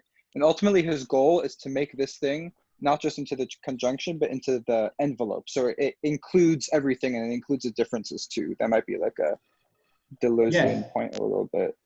Well, no, well, okay. I'm just talking about specifically the degree that each of these assign. In order for someone to be a maximum anarchist, they must also be maximum for all the pi, the sub-predicates, let's call them. Yeah. These pi 1 through pi 5, they have to be maximum, and that's what the conjunction preserves, right? Like, let's say you are wear all black. I agree. So pi 1, you have an M, your maximum degree. But pi 2, you're not so, you're not quite maximum. You're not so hard on the Trotskyists. Yeah, exactly. So the conjunction would give you the lower, right, of the two. If pi 1 conjoined with pi 2, then you would definitely not qualify as an anarchist in that sense. Yeah. Okay, so another way of saying, I mean, just to understand, let's say, because you said, this explains why the chapter on greater logic and ordinary logic is because this is, let's say, from greater logic, this is, let's say, the ordinary logic kind of explicitation of the conditions of this, right? Yeah, because I'm thinking now that the picture you drew is the opposite of what I'm picturing, because what you have here is you have A1, A2, like these things are disjoint. But what I think it's more like this, right? This is one. This is pi 1, or wearing all black. This is pi 2, wearing whatever some other thing. And then this thing is the atom. Yeah, aren't those two things equivalent? I mean, this is just a way to say this anarchist here, there is a group amongst the anarchists that are those anarchists who have the 5 properties. There are a group amongst the anarchists that have to, of course, the group of that have all 5 also has 2. So we could just write this like this. Yes, exactly. Yeah, it was just to make it a bit simpler, but that was my question to you as well. I mean, I didn't understand what A1, A2, A3, A4 are, but the way that you are explaining, then A1, A2, A3, A4 are not are not phenomenal components, right? It's just, yeah, no, I think you're right in the sense that there are anarchists, and if our pi function is, let's say, includes this 5 predicates. Yeah, so they should be one circle, and then for each individual, you have a degree by which they satisfy those 4 conditions. So for each individual anarchist, you get a degree for those 4, right? Yeah, actually you get here 1, 2, 3, 4. But these 2, which would be distinguished by the fact that one is from Montreuil and the other is from Saint-Denis, they're actually both typical anarchists with the 5. Right. So then the circle that you are drawing outside that you label anarchist is your phenomenal component. No, I think it's just the I mean, that's why I said this is a bit confusing, because this is just A. Anarchists is just, let's say, how you bind these things together. Right. It's because as a result, those 2 things don't need to coincide, right? Unless you have 5 different predicates, right? You don't get 5 different phenomenal components. The predicates that you see in that list, 1 to 4, is like P1 and P2 and P3 and P4. That's why we call them sub-predicates, just to make it. Right. So yeah, I agree, guys. This drawing here is not perfect. It's just and the way that I understand it gets worse. I just want to tell you the relation of this selective or adjustment of the criteria, for me, with a simple way that I think about this is backwards. Like when you have a phenomenal component and you look at your phenomenal component, and then within that phenomenal component, you have an element that absolutely belongs, just a single element that absolutely belongs. Or if there are 2 elements that absolutely belongs, or n elements that absolutely belong, then they are indistinguishable. Or there are no elements that absolutely belong, that phenomenal component is an atom. The way for me to set the predicate so that you get to atom is exactly that you set the predicate in a way that you get only 1 element that absolutely belongs, so on and so forth. Mm-hmm. Yeah, I agree with you. I think the way that I drew it is deceiving in that sense, because it's trying to let's say, just cover already distinguishable individuals with, let's say, assigning the amount of sub-predicates that each one is indexed to, but you actually would get to them in the inverse order, right? You would be able to distinguish them as you slice this thing according to certain predicates rather than others, right? Is that your point? Yeah. Yeah, I think you're totally right. It is interesting that when we get to real atom, maybe it's just a little bit too fast, but not every atom is a real atom.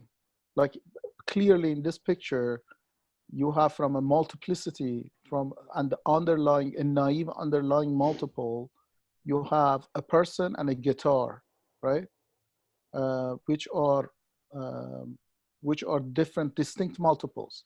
But you can write a phenomenal component that becomes an atom that is not prescribed either by the guitar or by the person, but it's still an atom. Yeah, I would actually, I mean, just to follow on your point and to bring something that I think is the reason why he does this move from ID to the phi function, with the existence function being one of the kind of side steps here, and then takes this sideways step to this, is because I think that it's important to realize that what is at stake in how you define these predicates, this has a very strong correlation to if there will be, let's say, an undecomposable halting point, right? So for example, just to use the example that you mentioned, like for this particular moment of Picasso's painting, perhaps, yes, it's relevant to consider this separately from this, right? But even to slice it in this way and to assume that this way of slicing the picture up will give you, will allow you to localize and to reconstruct the ordering, because this relation is important, and the relation between this and this and the arm and this color and things like this, they are the relevant information. This is the best way to slice this stuff up and glue it back together again. This depends on world to world, right? And what I think that the phenomenal component is ultimately doing is that it's on one hand, as you guys said, is introducing predication.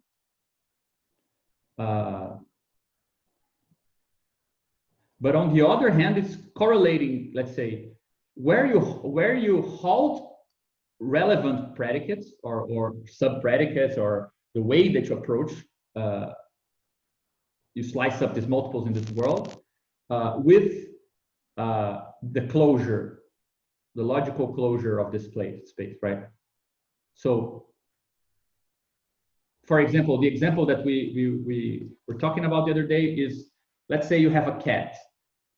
You can talk about the cat, and you can kind of extract a vision of the cat, where you not only talk about the cat, which has legs and fur and a tail and so on, but that has, hydrogen atoms and all sorts of crazy subatomic particles. But somehow, that sort of way of slicing the cat won't give you, let's say, won't lead you to be able to reconstruct stuff in a way that you get the cat back again. Once you, let's say, work the gluing of everything that you are able to talk about in this way that you chose, right? So there is a certain connection between how you predicate and what are the predicates that do, let's say, allow you to arrive at atomic components, right? Predicates that prescribe atomic simplicity, as it says, but atomic simplicity is also the closure of the logical space, meaning that below this, you might even talk about it. You could talk about it, but if you do, you won't be able to coherently reconstruct the order relations between these slices back up. And this is the downward closure. Then the upward closure is going to be where the atom comes in. Yes. So I think that if I'm correct, then to say that when you define the atom, and the atom is then defined with this maximal, in this maximal way, it's this upper bound for a certain predicate that you chose, so that now you can talk about what's below it in a way that you can get to it, right? For example, to this region here that envelope P, right, and has some conjunction and so on, you get to talk about all these values in a localized way with regards to this atom, right? So again, the choice of these predicates, even though there are other ones, like you could ontologically continue to explore what is inside the multiple of multiples of multiples. So inside the cat, there are legs. Inside the legs, there are fur. Inside the fur, there are some specific molecules and atoms and so on. You could go downward, but depending on how you slice this downward movement, if you don't stop at what he calls the atomic component, you won't be able to bind these things together back again, right? So I have a slight issue with this model. I don't know if it's maybe just my issue, but okay. So the thing I was saying earlier about predicates being a way of doing logic, right? I was thinking about, have you guys ever played the game 20 Questions? Yeah. It's where you imagine something. So it's two players, right? One person imagines something in the world. It could be anything. And then the other person has to guess what that thing is. And they can only do so by asking up to 20 questions. So I say like, oh, is it man-made? And then I will say, oh, yes, it is man-made. Is it? They're just yes and no too. Yeah. Oh, yeah. So in a classical, this is a classical world. That's playing 20 questions in an intuitionist world might be even more complicated. Yeah, then it would is be. Is it man-made? Kind of. Yeah. You probably need infinite questions then. Yeah, but this is exactly the point of the atom. The atom is the thing you get at when you win 20 questions, because it's the only thing that can satisfy all those predicates. Mm-hmm. And so my issue here is when we say that the atom is the envelope, it's not quite true. In some sense, it's actually the lowest point, right? The intersection of all these pies. So the precise thing is it's covered by the lower things, but there's different ways that it could be covered. But really, it's the envelope, because the envelope contains all of the smaller things. Well, right? Because so, a tree is sort of a tree of inclusion. What we're calling smaller things are things that are not that wouldn't get, because the classical world, either you have it as either it is the answer or it's not. But actually, it is important. I mean, the restriction that Dennis just put on this to the classical world is, I think, the way that I see it, is the exact difference between Dennis and you. That for Dennis, the answer is only yes or no, right? Whereas for transcendental, non-classical logic, you have absolutely belongs, less than absolutely belongs, very little belongs. So an atom, in that case, becomes an envelope, because it is not only one correct answer, it's the degree of correctness of the answer. So in your way, Dennis, the correct answer absolutely belongs, and there is only that answer that absolutely belongs is an atom. Whereas in this case, the correct answer that absolutely belongs, there are also other answers that don't absolutely belong, but there is only one answer that absolutely belongs. Yeah, I think we can... No. My claim is that actually it doesn't matter whether you're classical or non-classical, because an atom belongs maximally.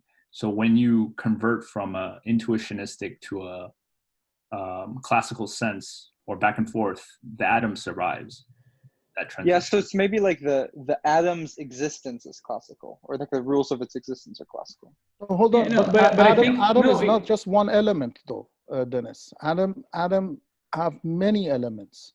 So the difference between atom and phenomenal component is not that phenomenal component has many different degrees and atom has one degree. The difference is I agree. The atom, the difference is that the one that has the maximal degree is only one occurrence. Yeah, I think that, I mean, there is an interpretation that binds all that you guys are saying, which I think is perfect anyway, but so this is actually, let me write like this. What Dennis was saying is, in playing 20 questions, you have something like, rather than this, where you get some degree, you get either maximal or you get minimal, right? So when you look at this atom, it will have things as the maximal, and below it there's only the minimum, right? So it is, let's say, the lowest value, but because there is only the nil value below it. And then the distinction would be, is there one thing with the maximal, or is there something else? Because if there is something else, then we cannot call it atomic, right? Yes, you can. Still you can. Unless... Yeah, but they will be identified. Yeah. Yeah, sure. But if there is no M, yes, it is still atomic. Yes, it will be just let's say the upper bound for this. It's not M, it's like the envelope or whatever, right? Right. So what we were saying is that if you just move this to a situation where you can have more degrees, though you're right that this relative maximum needs to be the case, so either M or the envelope of this region, but you still will get below it other stuff.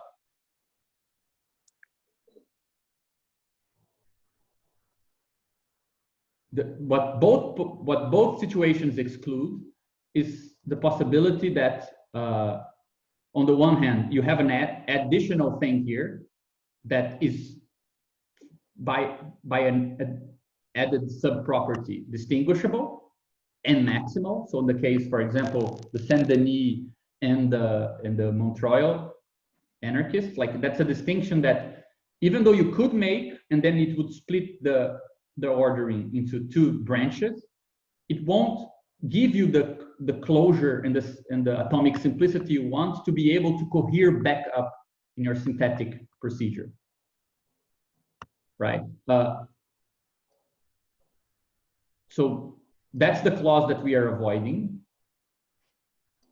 So either it has no maximal or it has one maximum, but there is no way of having two. That's the fundamental, and it applies to both your example and this example, I think.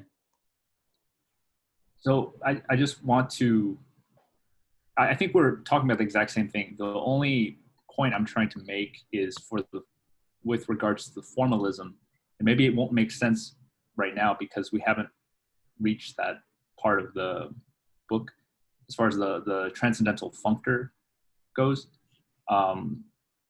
I'm saying that this is where contravariance appears. Contravariance appears because the transcendental moves upward in its general, like, logical formation. It moves upward. The world, or the object, let's say, moves downward to the atoms. This is why Badiou is giving the exposition that he's giving, right? Why did Badiou introduce greater and lesser logic? Why did he introduce predicates first and then introduce this pi, which is a very general function, and then introduce atoms, right? That leads me to think that he's trying to point us in a more specific way. When we talk about something becoming more specific, more restrictive, we're thinking lower, right? Going downward. I know, of course, this is a metaphor. It could be upward too, but I'm saying that this directionality of his exposition is reversed from the directionality of the transcendental. Yes, but I mean, yeah, but that's why. Sorry. Yes. This is important because the transcendental is ordered by inclusion, right? So like inclusion of subsets, for example. But then the multiples are ordered by, I guess, like localizations of atoms to other ones. So that's what he means by the contravariance. This is important, though, yeah. But so just to clarify then, because this seems, I understand the importance of what you guys are pointing out, is that,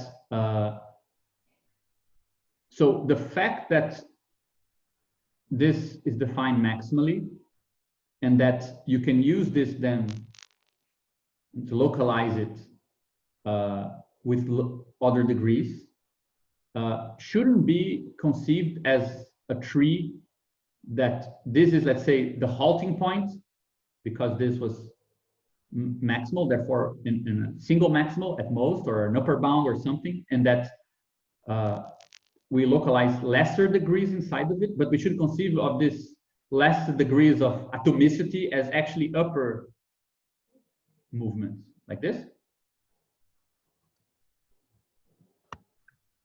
No, because in the transcendental, you're still going downwards. It's when you get to being that you, oh, sorry, in the transcendental, it always points upwards, right? So then you have the maximum, and then you have all the sub things. But then the sub, I guess, like the transcendental degrees of the sub atoms point upwards because they all combine together. This is where the covering happens. Okay. But then in in the world itself, when we're talking about being, we have an atom sort of that's given, and we can break it down like breaking it down in terms of these properties of anarchists, for example. So it happens separately in the transcendental and in the world.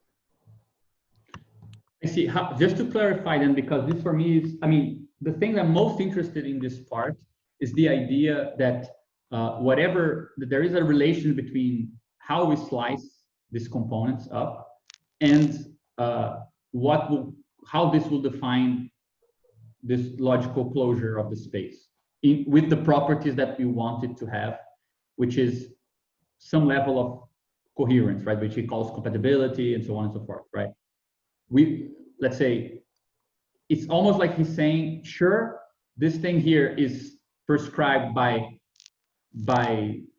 what is in the multiple A. So as you were saying, sure, we could choose other predicates, we could choose an infinite list of predicates, but still the ones we're choosing have to do with what you could extract from A, right? But at the same time, this is also constrained by the fact that you're looking to get certain properties out of this. You're looking to actually, closure is not a primitive here. You actually get this sort of idea of closure because you want something which is atomic. You want it to allow for localization. You want it to allow for compatibility and order, right? Because with these things here, you can glue this stuff back, right? Yeah, the compatibility comes in the transcendental. This is what I was talking about with that equation, that the identity of two things is equal to the intersection of their existences, right? So in the transcendental, when we have atoms, like for example, a big atom you say that it's covered by small atoms in the transcendental. I guess their degrees are covers. Each of these coverings are not the coverings, each of the individual parts of, so like the subatoms are mutually compatible, meaning that you can sort of talk about them in a coherent way. Yes.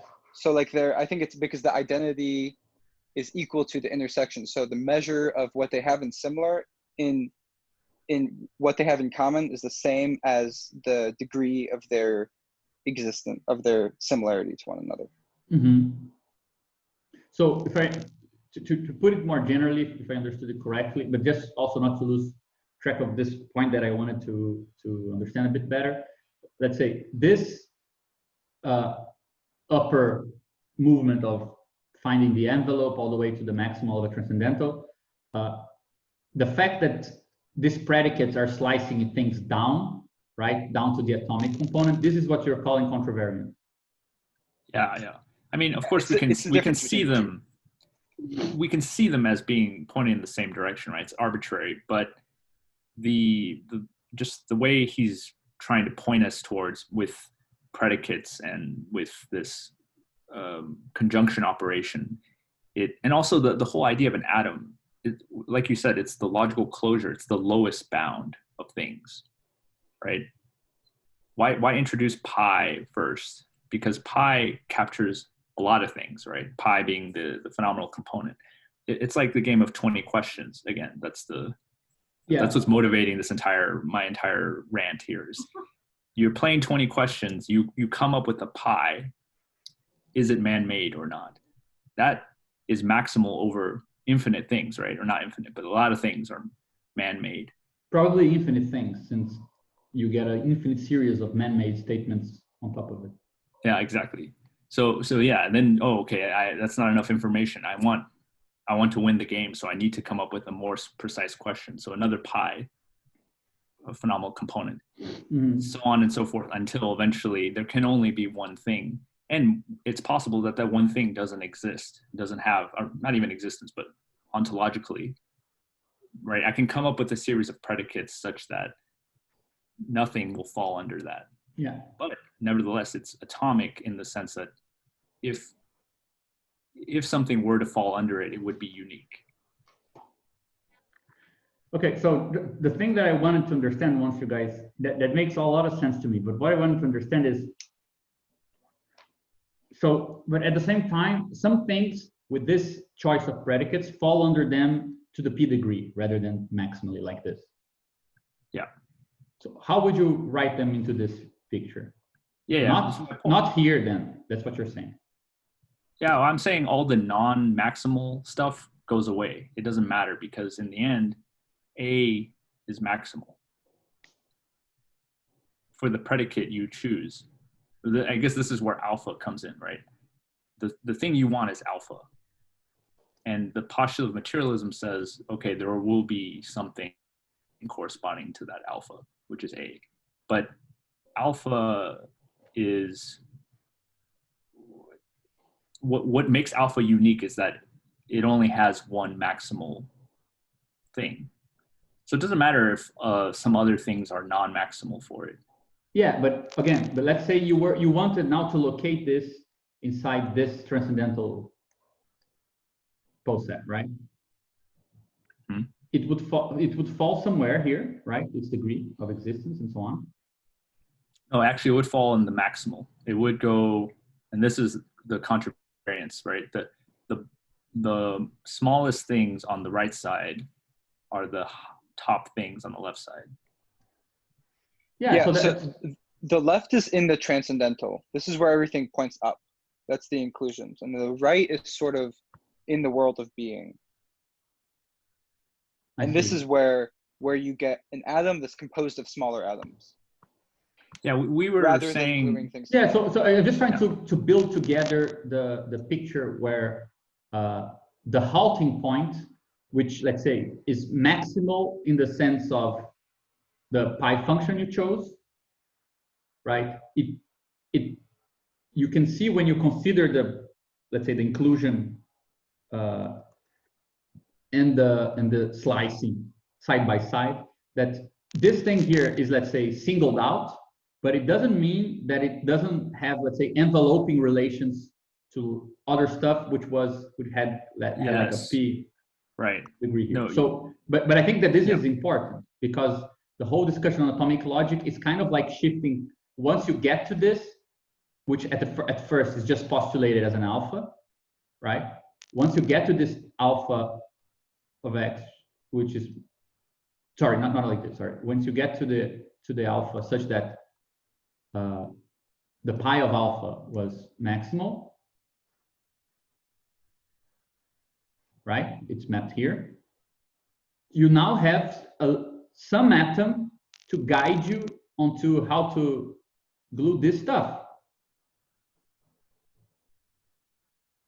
Yeah, this is how atomicity, it comes emergent from the transcendental onto the world of being, because being is completely unstructured, right? So like the transcendental in this way, in this contravariant functorial way, this is how it sort of structures the world.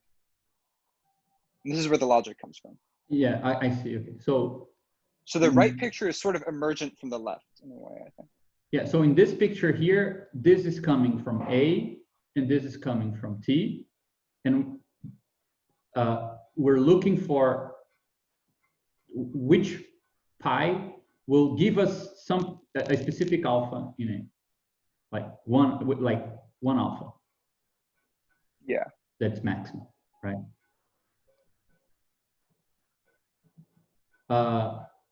But if you do get this, then this is also, let's say, locating you somewhere on the transcendental.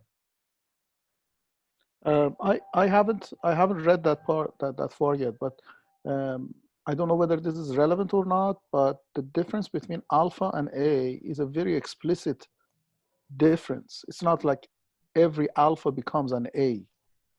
The difference between alpha and A is when you change the predicate to compare directly to an element of a multiple. So yes. I don't know how it plays out in the contravariant discussion, but it is not like every alpha becomes an A. There are alphas that don't become an A, according to what Badiou is saying.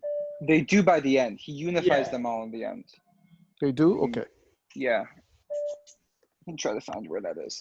Yeah, so just to go back to the definitions and then to the statement that goes along with it, he says then, I mean, I think it will be, it makes sense with what we're saying. He says, the instance of the one in appearing, and therefore the instance of what counts as one in the object. That's what the atom is.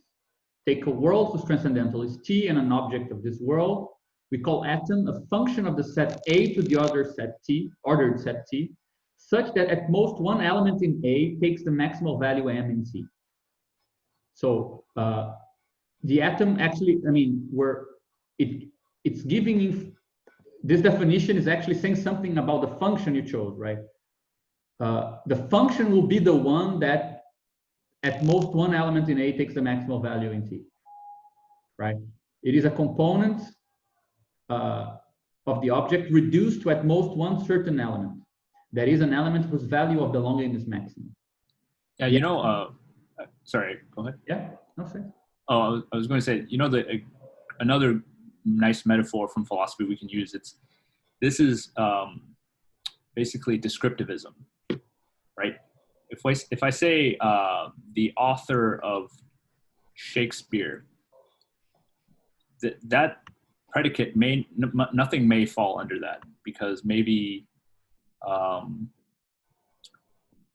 don't know if that's a great example, but let's say when I say the author of Shakespeare, sorry, the author of Romeo and Juliet, that's a predicate where at most one person can fall under that, right?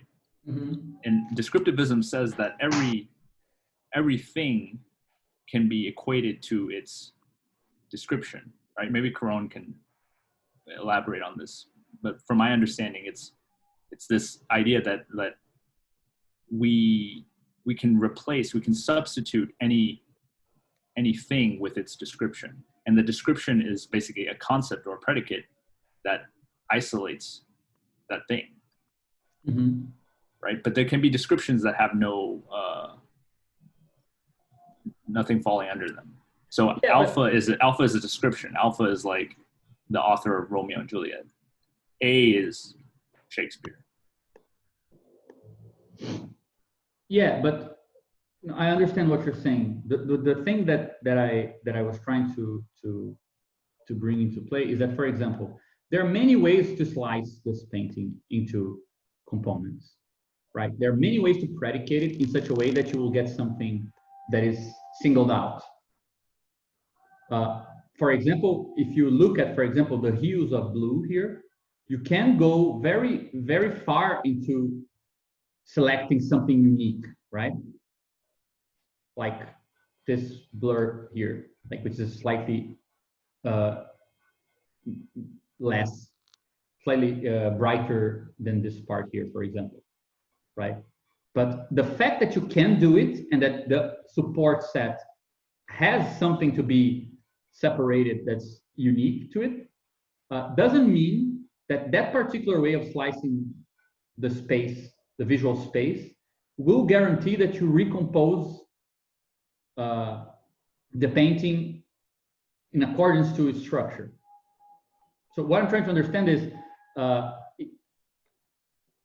since there is some connection in the way that you drew it, like with the predicates here, and you are kind of coming down and trying to find that particular function that kind of is singling out this atomic thing, right?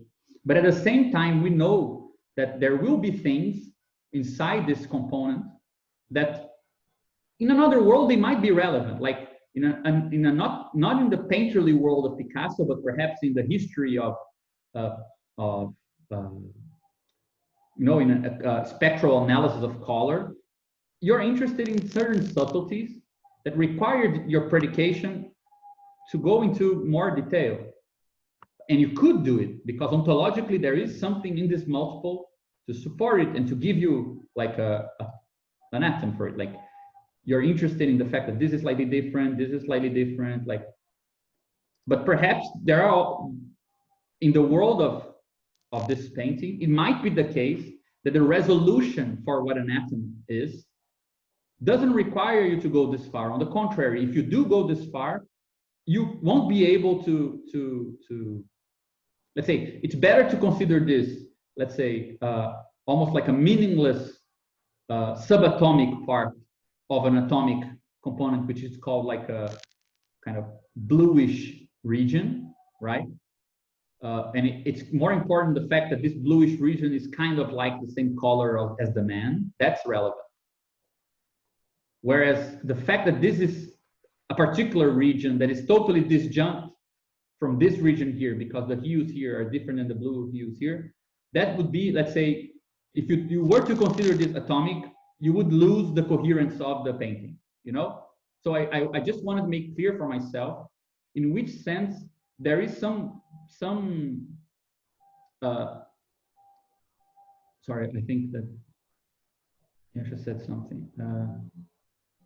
Yeah, it's just the part in the text that we talked about where he has this formula alpha x equals a of x equals identity x. It comes together by the end, but he states it there at first. So I mean, I'm just trying to understand, and I just wanted to bring it into the discussion because personally that interests me a lot, because it's, let's say, the scalar or resolution aspect of the analysis, right? The fact that you define this threshold of what you called of how you arrive at the atom to these predicates, you get to a stopping point, sure, but different predicates could get you to a different stopping point where that previous atom is actually further decomposed.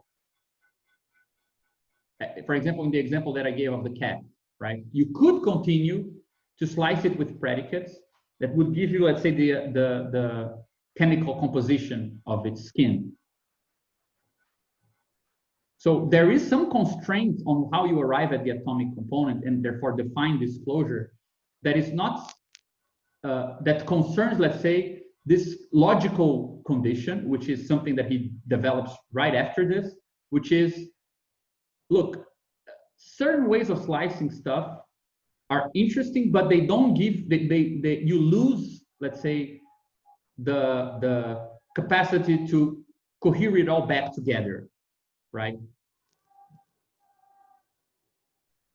Yeah, no, I agree. Yeah, so we can divide it between the analytic and the synthetic parts of this construction, right? This idea of using predicates to isolate something, that's just the analytic part. But you're saying there's some constraint in what the atoms are that's not covered by this, because yes, exactly. They have to be glued together again. Yeah, you see, that's the reason why in my drawings I was working with this, and assuming that these are things that didn't get a maximal degree for the atom, for the simple fact that you could perhaps continue to decompose it, but this perhaps is the wrong way to visualize it. But like, let's say, to remove the idea of atom, you could say that at a certain level of this analytics, you halt, but this halting point is not simply because it was unique to the predicate you chose, because you could now continue to develop in such a way that this uniqueness is lost.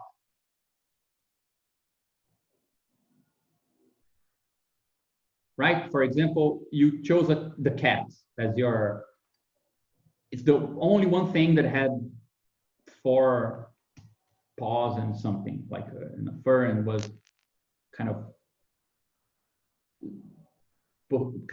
looking at you with malignant eyes or something. But you could still continue to ask questions in such a way that you get to a part of the cat.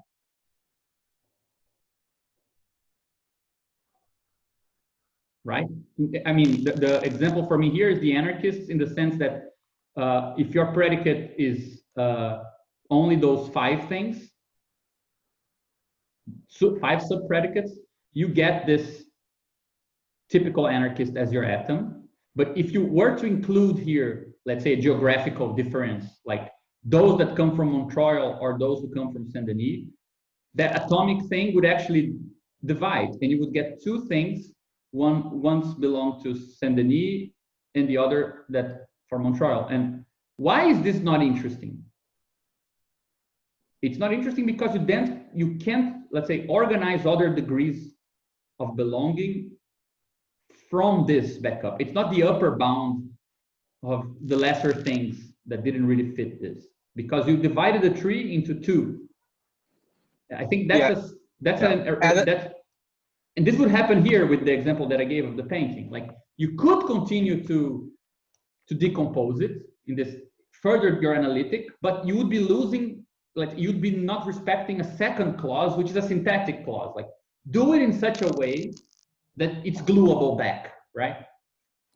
Yeah, having an atom is what you need to kind of have more atoms, is basically what this is, in order to glue it further. Yeah.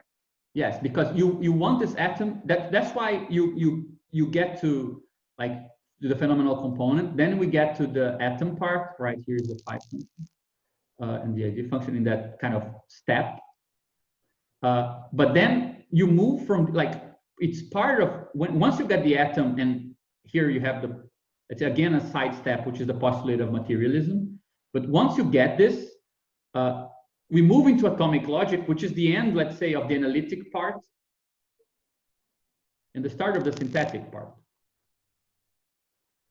Because part of the reason why we chose this is that it will give us those three: localization, compatibility, and order, right? But I'm still a little.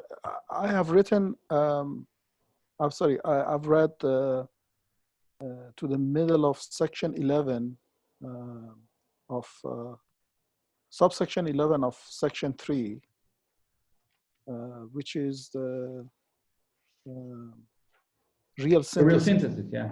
Yeah, and in that tree that you just deleted, Gabriel, there is an important move.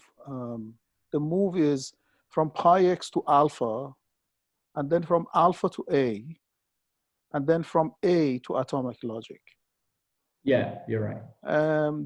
The reason that I say that is the move from alpha to A is absolutely prescribed by the multiples. So it's as if that in the world, you already know what multiples are there are. Like, for example, in this picture, you have the smudges that you point to are not multiples. The multiple is the wall, the man, the guitar, and I don't know, the carpet or whatever. Why? Because for exactly what you said, the smudge on the wall is not a multiple, since it is basically not informed by an element of a multiple. No, okay, but multiple you're using in an ambiguous way, because I know it is an ambiguous. I would call it. I mean, I think that a way of clarifying that is saying that it's not the, let's say, set representation in the world, right? I mean, this is the other side of this, because for something to be an atom, there must be an element underneath it, right?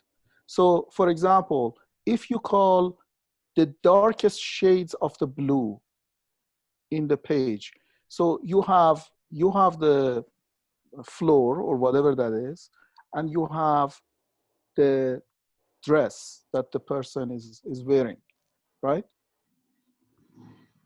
So the way that this is the way that I understood it, the way that you basically come to an atom is by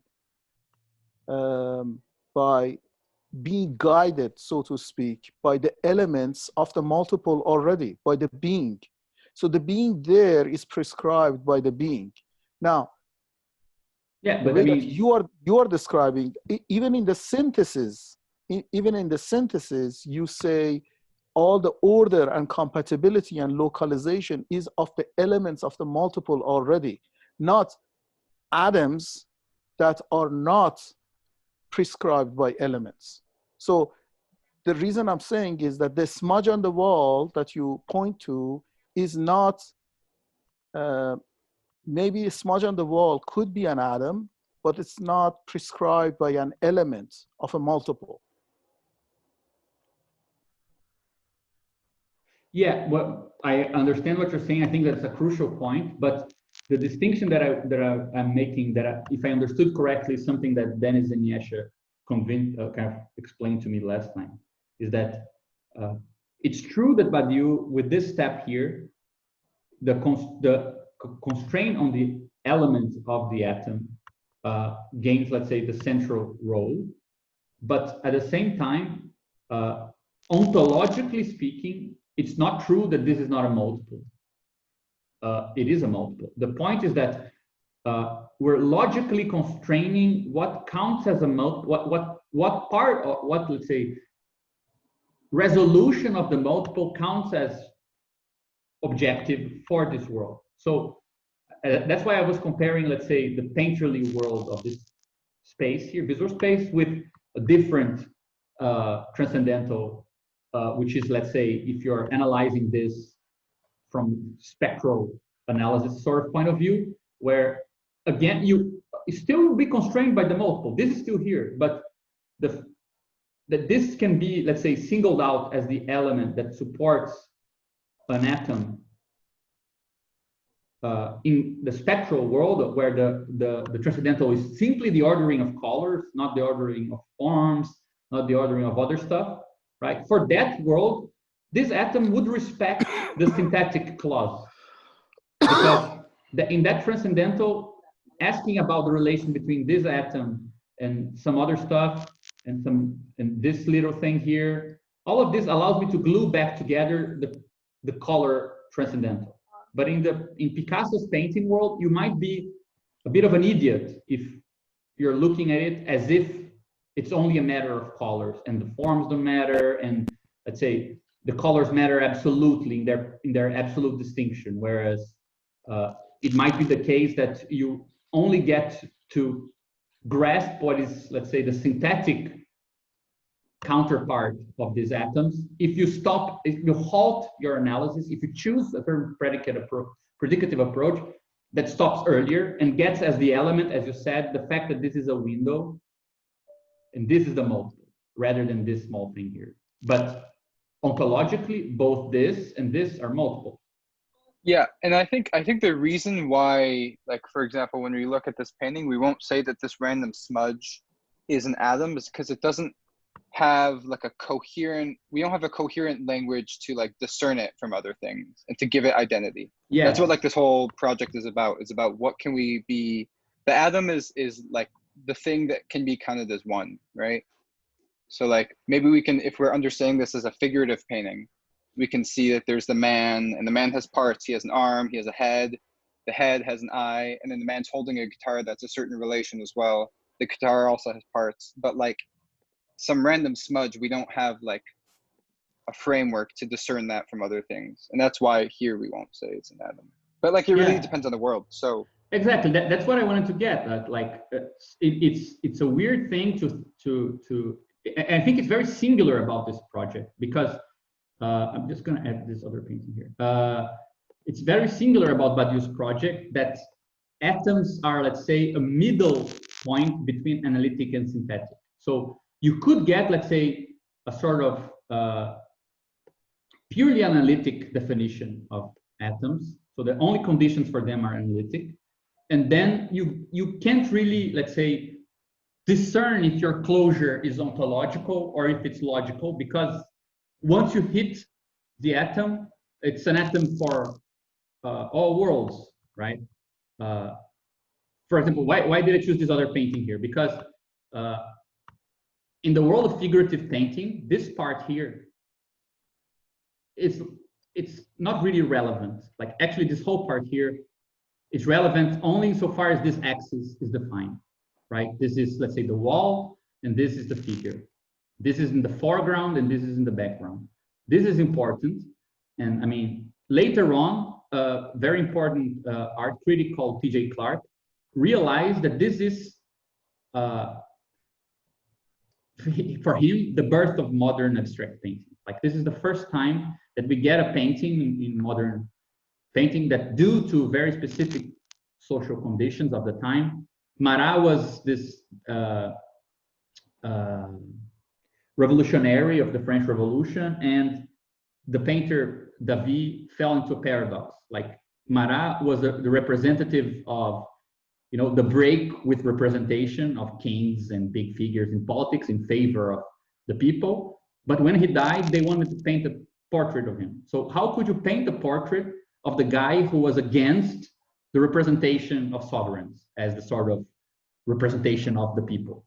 So he ended up painting him in a kind of reduced place as a kind of abject body, and he left open this space because he couldn't paint something here, right? He couldn't paint Marat like this big royal figure, because that would be totally paradoxical, and you can see from the text from the time that this was a big concern. So the idea that something is missing here, empty, was relevant to the analysis of the painting as a figurative space. But once abstract painting appeared, people realized that a lot of effort goes into here, and there is actually a different way of measuring this. So there are different ways of organizing the closure of this space. One that is organized by figurative painting, and one that comes later where these whole degrees here, they are relevant. Yeah, so like for like a Mark Rothko painting, for example, Exactly. like all these random splotches become very, very significant all of a sudden. Exactly. So, I mean, what Badiou's theory allows us to do, right, is almost like if this painting was like this. There, that's minimalism. Yeah.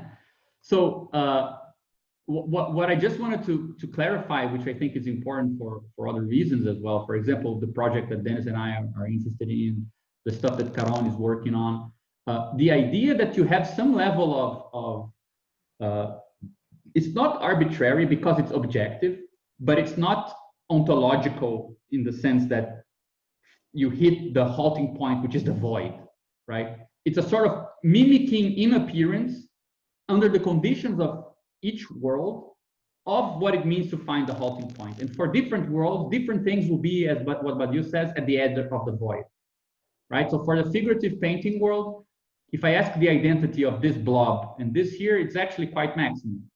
It's very similar. It's all part of the wall. So for the predicate wall, these two things here, I mean, both of them would obtain, right? Not for this, but for the identity one, right? Between this part here and this part here. This is where the construction of the Grothendieck topos comes into, because this is like eventually what he's leading up to, that there. Oh, I lost my train of thought. No, yeah, I think that's a crucial remark, and those four axioms, Girard axioms that you mentioned earlier some other time. I think that this is where the fourth one comes into play. So the idea that, right, you don't not only want to guarantee finite limits and envelopes and so on and so forth, but that this gluing process is possible. That's a synthetic condition on atomicity.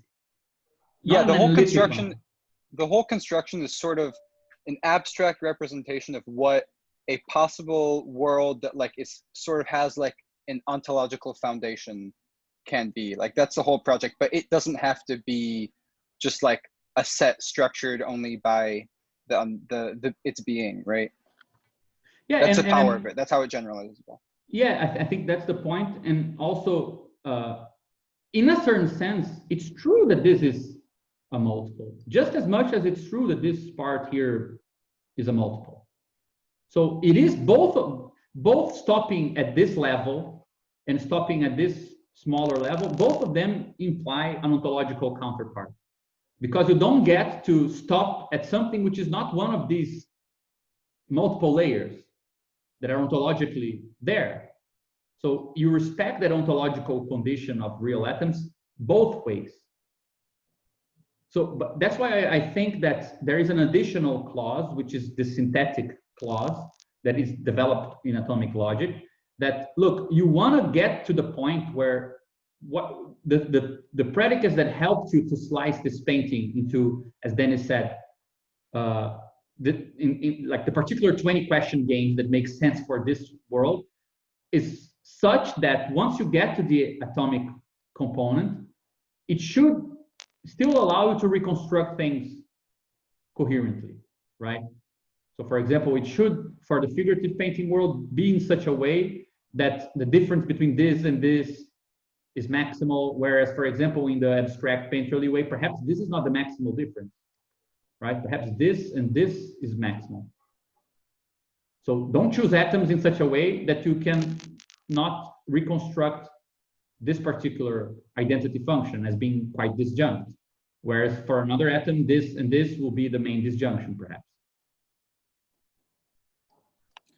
I think I'm not sure if I'm making sense, but yeah, no, I'm following you, and but my issue here is, yes, for a particular world, for a particular level of analysis, the atoms are prescribed by that level of analysis in a way. But we can, if we were to put this image into a neural network or like just some digital representation, then there are predicates which can distinguish points, right? And this is your point, basically, that like what's meaningful for us is not necessarily meaningful. Absolutely, globally. There's no global significance. Phenomenologically. Yeah, and why is this for me very, very profound? Because what it means is that Badiou doesn't really, like, it's not a materialism in the sense that you're moving from the global, like you're not trusting the global because it is opaque, and you're starting from the local, and that's the safe place. It's actually starting from the division of the local and the global, right? Because it's saying that you will choose as your resolution for locality stuff that also like has the syntactic clause. You could go even further and choose an atom that is below this, but if it doesn't have this possibility here, it wasn't a good idea. So you see, he's actually starting from the division between local and global and not from the local.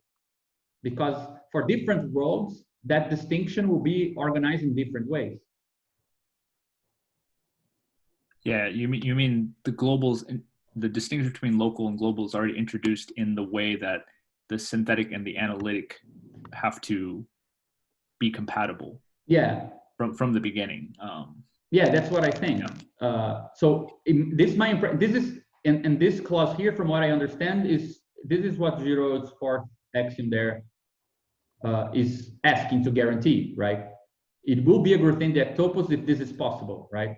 If this is not possible, it's an elementary topos. Yeah. You can still get to atoms. You can still get to atoms, but like that doesn't mean that you will get, let's say, a local perspective on the transcendental, right? Yeah, this was very useful. For me, that's the most profound part, like at least from the perspective of the things that we are interested in. Actually, what was it, Jacob? Or Jacob said is very crucial, actually. And that is the whole purpose of this greater logic is for us to give us the language to describe parts of the world that for us, I mean, for human recognition, is not necessarily, or we don't have the language to describe them. So that is why what Dennis said is important, that if you give this to a computer program, in terms of various different predication, it can probably come up with the right combination such that this corner itself can find its right predicate for being able to count it as one, so to speak. Mm-hmm. Yeah, well, my point, yeah, exactly what you're saying is like machine learning and that kind of stuff. It is about learning new predicates that are not human predicates, Right. but can achieve Yes. human level behaviors, let's say. So while it may not be able to analyze this painting necessarily, it would be able to spot or distinguish this painting from other paintings from different eras, let's say, right? Depending on the task. Like, and we can consider that machine learning, for example, is a just another kind of 20 questions, but we're using predicates which have no human counterpart. I actually think that it would be useful at some point. I propose this even to some people who got interested in his work. A guy who's working on this is called Peli Gritzer. Oh my God, I'm not going to be able to. I'm not sure if it's like this, but he has this work on how you can use machine learning to kind of open the black box in a sort of more general way of what it means to synthesize the vibe of works of art from the analysis of a data set. So he gets like the basic autoencoder structure of machine learning, and the fact that it's able to, rather than, for example, assume certain predicative strategies that we get from art critic, which, for example, look into the style, look into well-known ways of discerning pictures. He looks into the fact that, well, if I give a bunch of pictures to as a data set for this stuff, it will find ways to recognize and to give you, let's say, to produce a sort of either a case that would be included into this, or to recognize from a new painting if it belongs or not, right? Yes or no. Without us being able to say that these predicates were, one of the, as you guys call the human predicate, right? So I think that there is a nice, perhaps, middle ground between this machine learning approach and this topoi approach. Yeah, just to say that Badiou does support this. Like his philosophy does encompass also predicates which are not significant to us. Exactly. So, but this we get back to what I meant when I said that this thing here, it's the way that we are approaching it is actually by, let's say, we have ontological constraints, which is to say, we're interested in predicates that will extract stuff that are actually supported by the multiple. But we know that this is actually still infinite because we could select this is a multiple, but this is also a multiple, but the little dot here is also a multiple. So this is a constraint, but not such a strong constraint, right? Sorry to interrupt, but this thing is very, very profound. Now I remember reading a sentence that Badiou said. This is like retroactively building the count as one in ontology. Yes. This is very profound. As a matter of fact, this is the origin of count as one. Yeah, I think that's where you get a bit of a distinction, in my opinion, because you will get, let's say, a count as one that is coherent with ontology, but that doesn't mean that the thing that the objective count as one will exhaust the multiple. You won't get, let's say, to the void, right? Correct. But it will it doesn't get to the void.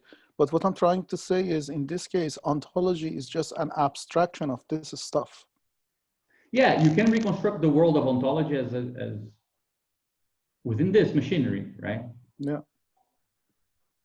Which is consistent with what he said. That which the worst part is that it is consistent with what he said. The classical logic. So, I mean, in his presentation, sorry, I keep interrupting you. In his presentation, he says logics of word is volume 2 of being an event. This being an event is just a baby of this. Yes. And that's why I translated that part of Immanence of Truth where he says that. He says, if you restrict all of this to mappings that only concern a relation defined on extension, basically the belonging relation, right? If that's the only thing that you're counting, you'll get ontology. And which goes to the fact that the mathematics that he's using here is a lot more, which is what the code that you translated, the relationship between set theory and category theory. This is, I mean, with this stuff, you not only have analytical, you also have synthetical, but it ties everything to the world of phenomenology. That is, this is amazing stuff. Yeah, I think actually he says that in the book, if I can find the quote. Yeah, I do think he says this, and the part of the note that we mentioned that is a very funny anecdote concerns a question of one of his students of, is it really possible to construct the world, the transcendental of the world of ontology within this framework? And then Batu tries to answer it. So, but what I just wanted to make clear is that I think that we are clear on the ontological basis of predicates that will give us atoms. We are clear on the analytic ones, which are, I think Dennis explained very, very well with the 20 questions, right? Analytically, we're looking for uniqueness. Ontologically, we're looking for something that is that is in the support set A.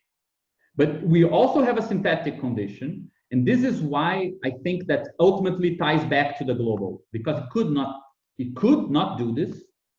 We could continue to slice things beyond, let's say, what is actually existence in that world. But that's why the compatibility goes through existence, right? You don't want this, like, you start to reconstruct from these unique atoms back onto the synthesis, precisely by looking at what exists and locating things with regards to existence, right? So there is also a syntactic condition that we will close the space at the level where the unique atom we chose still is capable of having enough information with regards to other atoms we can generate, right, to give us back the world. That's why I say that this is like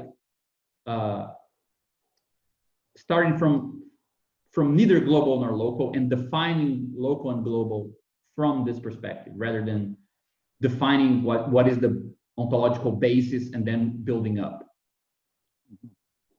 So this is useful for me because this is, let's say, this makes worlds scale dependent, right? This makes it so that the scale of a world's resolution is one of the things that defines it as a particular world. Even if you could continue to find stuff in the support atom that has unique predicates and that single it out, just as in the case of the example we gave of the blue painting, you could do it and single this out. Oh my God, blue with blue, it's important. Like single this out, you would be meeting this condition and this condition, but you wouldn't be meeting this condition. And it helps to define where the logical closure is, right? And from what I understand, you can have both of this in an elementary topos, but you only get this in a Grothendieck. But again, it shouldn't. I mean, going analytical and synthetical should be only a didactic method, because at the end, the way that I understood you guys are talking about this is with this machinery, you should go either way, and you should be able to build things up again. So again, Yeah, but this is not necessary. That's my point. Like there are categorical structures like this elementary topoi, from what I understood, where you can meet these two conditions and not meet this third condition. Okay, I haven't read that far, but from the example that Dennis said, that if you give this to a neural network algorithm, right? The neural network algorithm, without understanding or necessarily needing to understand that this is a man playing guitar, and this is an abstract art, that the shades of blue in the back is important or saying something, can come up with exact predicates that can synthetically build this world. We can't, because we don't have, in ordinary language, we don't have the proper means to describe that smudge in the same way that we can describe this man. No, I agree, but I mean, if I understood the argument correctly, I disagree just in one sense, which is like most people who criticize the fetishization of machine learning point to the fact that, and I think Pelly does this too, that the data set is so instructive of what the machine learning can do, that there is some information that you gave by selecting certain stuff, right? It's not totally random, the data set. Yeah, I mean, and that information that is relevant, it's actually relevant to our discussion. Because my example of neural network was not instrumental to this argument. Let's say that Badiou's machinery for explaining what is going on in this picture is capable of not only coming up with the right language so that you can define that smudge, but can define everything else so that you reconstruct this from every detail. That is what I was trying to say. So, no, but I think the example is actually really, really good, because I would just claim that the selection of the data set is equivalent to kind of giving some information as to the global closure of the world. Like you chose some stuff, not every stuff. So you are already giving it some information so that when it does reconstruct it, it does kind of mimic the global transcendental of a certain painterly world, because you fed it with stuff that was from that world and not something else. So there are constraints on information that come from, because yes, it's true. I mean, just to be more like specific about it, yes, it's true that from sheer computational power and a certain release of constraints over how to mix together this sections of the material, machine learning will give you very impressive results, because it can produce a number of comparisons and a number of analytic assessments beyond and above any kind of human capability. But it remains constructive because it's algorithmically, ultimately it's finite. It's in the case of millions of analytic operations, but it's still a finite element. Number. For painters, no, they are working in an infinite. So they have less access than the machine to this kind of analytic assessments, but still they are able to capture it anyhow. So okay. I wouldn't be able to move this argument further, but I think you. Yeah. I Dennis, do you think that this is making sense, like making this explicit? Do you think it's relevant, or is, I understand Reza's argument as well, that this is actually didactic in the sense, from what I understand, this is just, let's say, an interpretation of what that contravariance implies, right? Yeah, I think that this becomes down and going up. These things are actually internally connected, and not like this is one thing and this is another thing.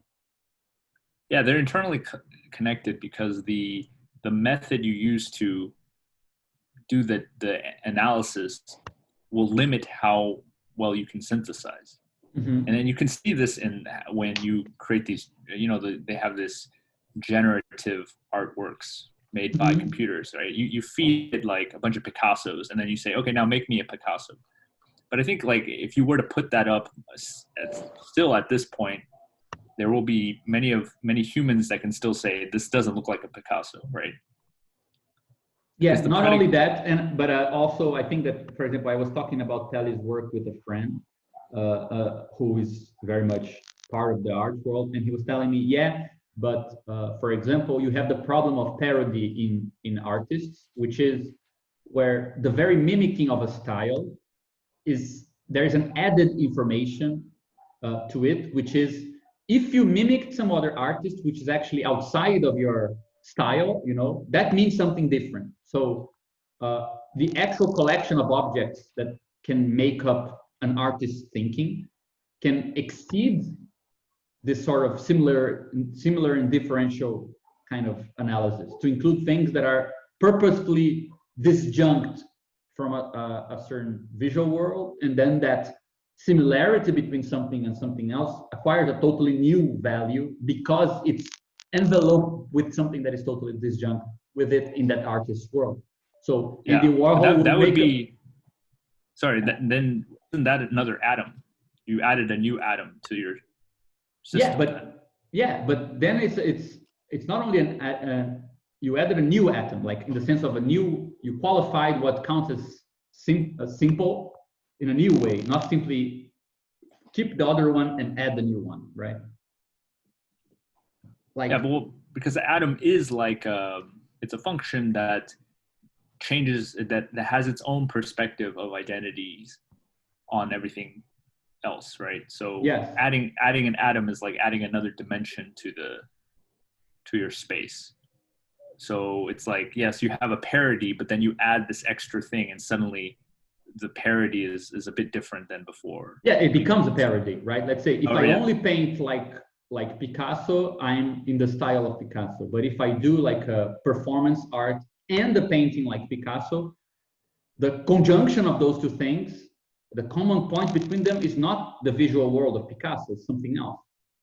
Yes, exactly. And so in order to add that, to supplement your system of atoms with a new atom that would make it a parody, you would need to be able to understand a subtlety, which is, I mean, I'm not saying machines can't do it ever, but I'm just saying that currently they cannot, and you in that disjunction between what they are able to access and what we can recognize, that disjunction.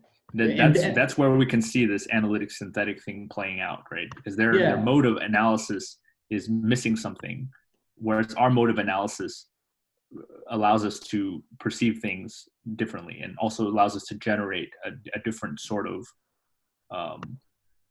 concept. I think that's important, because this is a good example to show the distinction between, let's say, courageously working from the infinite transcendental and kind of algorithmically working from a finite assessment of it, but which is nevertheless very good. Like the distinction between many paintings of very different styles even can still, let's say, arrive at impressive results in terms of understanding, let's say, the synthetic coherence of it, that if you were to add to that set like a performance piece, the disjunction is so huge that the envelope of this, or the conjunction, are quite like infinitely removed from that region, like if you want to find what is common between the parody of Picasso and the performance art, you'll have to move into infinite distance of the transcendental, of that guy's world. So if you're moving at finite speed, or even if it are finite steps, you might not really be able to get it. Yeah, but I don't get this discussion, because we are talking about one painting now. Yeah. In this painting, I think the way that we discussed previously was that I think you mentioned, Gabriel, that we should have a way of being able to tie elements at any level of analysis, that you have, like the discussion we had with the restaurant example. At any level of analysis, you should be able to go and analyze this picture to the point that ordinary language is not capable of doing. Yes. Right? So if, for example, at some point of analysis, if you show this to a 5-year-old and say, what is this? And they say, it's a man. If you show it to a 10-year-old, they say, it's a man and a guitar, and so on and so forth. If you show it to a computer program, it talks about the spectrum of different hues of blue in different parts of a coordination, which is this painting. The point is that Badiou's language, or this transcendental logic, remains the same in all these cases. Yes. I totally agree. I agree with you. That's besides the point, the machine learning. Right. So the point that I was saying is the analytical and synthetic is only didactic, because to the language itself, analyzing it to the point that you find any particular hue of blue and synthesizing it to build grand objects such as the man and the guitar happens within the same space. Yeah, but I mean, I think that it goes actually a bit further than that, though I totally agree with your argument. But even keeping the machine learning thing aside, is that I'm not sure if this is purely didactic, in the sense that it actually should. I mean, if you stop short, you can have one without the other. You could have what we're calling analytic, in the sense of descriptive strata that finesse your analysis, and it would be, let's say, it could keep to these two clauses, which is what you're saying. Depending on the power of my language, I can get different atoms, and all of them are part of the same ontological support set. But this is, from what I understood, and I hope we can get into this next time a bit better, a world where this is guaranteed is an elementary topos. A world where the three are guaranteed is a Grothendieck topos. And this is where the sheaves come in as a sort of gluing strategy. Having these two other properties does not guarantee that the synthesis is possible. I mean, so this is an added thing, but just for the sake of I mean, I'm interested in the machine learning thing because I really like Pelly's work. And I mean, I don't understand it completely, but I find it very interesting. But I wonder, for example, what it would mean for this sort of the finite reconstruction of a synthesis out of analytic inhuman descriptions, or whatever you want to call it, for a painting like, for example, Holbert's painting, which is quite a classic figurative painting here, but it has this anamorphic skull. So you see, actually, it implies a different perspective to see this as a skull than it takes to see this as figures. That's a skull. Yeah. It's meant to be seen by taking a perspective like near the painting here. It's actually this. Let me find it for you guys. The skull is in the original painting? Yeah. Lacan loves this painting very much. Where is it? Here. This skull is this smudge in the corner. Mm-hmm. Right, it's a good idea of looking at it because precisely, let's say, it concerns the changing of viewpoints, right? Like, you need to look at it actually from this perspective to see that this is a skull. But kind of both perspectives are objectively, like this classic perspective, you can see it here from the texture. It kind of implies the infinite point of view, the classic one like this. Sorry, classic one like this, right? But it also has this other perspective here. So to be able to reproduce paintings such that they include two perspectives, I don't know what that would mean for machine learning. But for me, it would mean, let's say, the thing that makes this cohere, right, in the transcendental of this world is very far away and kind of totally in a separate tree than the thing that makes this cohere. So yeah, and this is a really important point. I think this is a great example because I think this shows you that the analytic and synthetic are related, and it's not simply didactic, because in order for you to reconstruct this painting, you would need to be able to identify or recognize the skull as an atom, as atomic constituent. So you would need a predicate that could slice up this painting such that the skull. Yeah, this is not just a smudge. Yeah, exactly. And in a normal machine learning or whatever, you use that example, right? It wouldn't have a predicate to identify the skull, so it could not reconstruct this. But how do you, like, for example, in this example, by looking at this, I didn't know that's a skull. I mean, you guys know that skull, but I'm sure that you know it because you read it somewhere.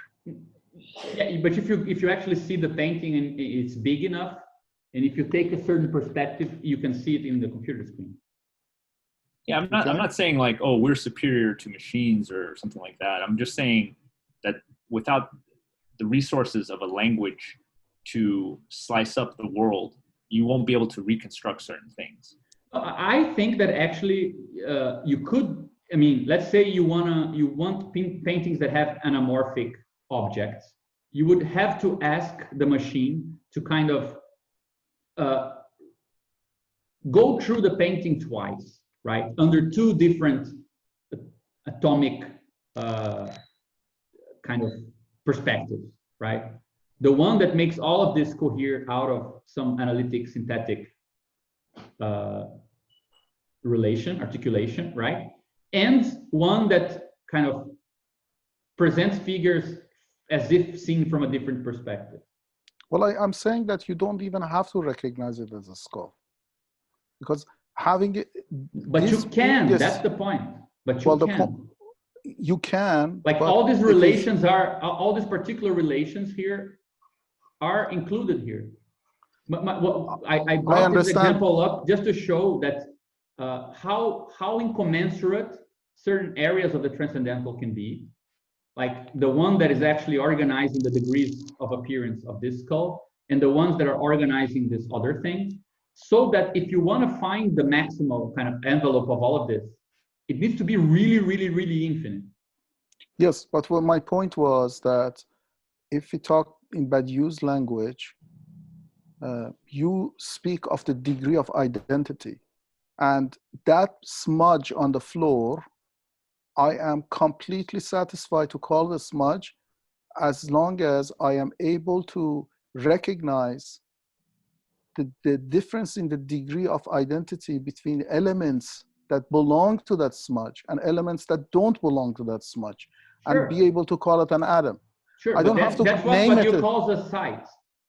A site is precisely a place inside the painting here where the actual, if you were to look into what's inside what you call an atom, like below the undecomposable point, it would actually give you logical information that would allow you to recompose the whole painting in a different way, like where all of this is now distorted, and this is the truly figurative point.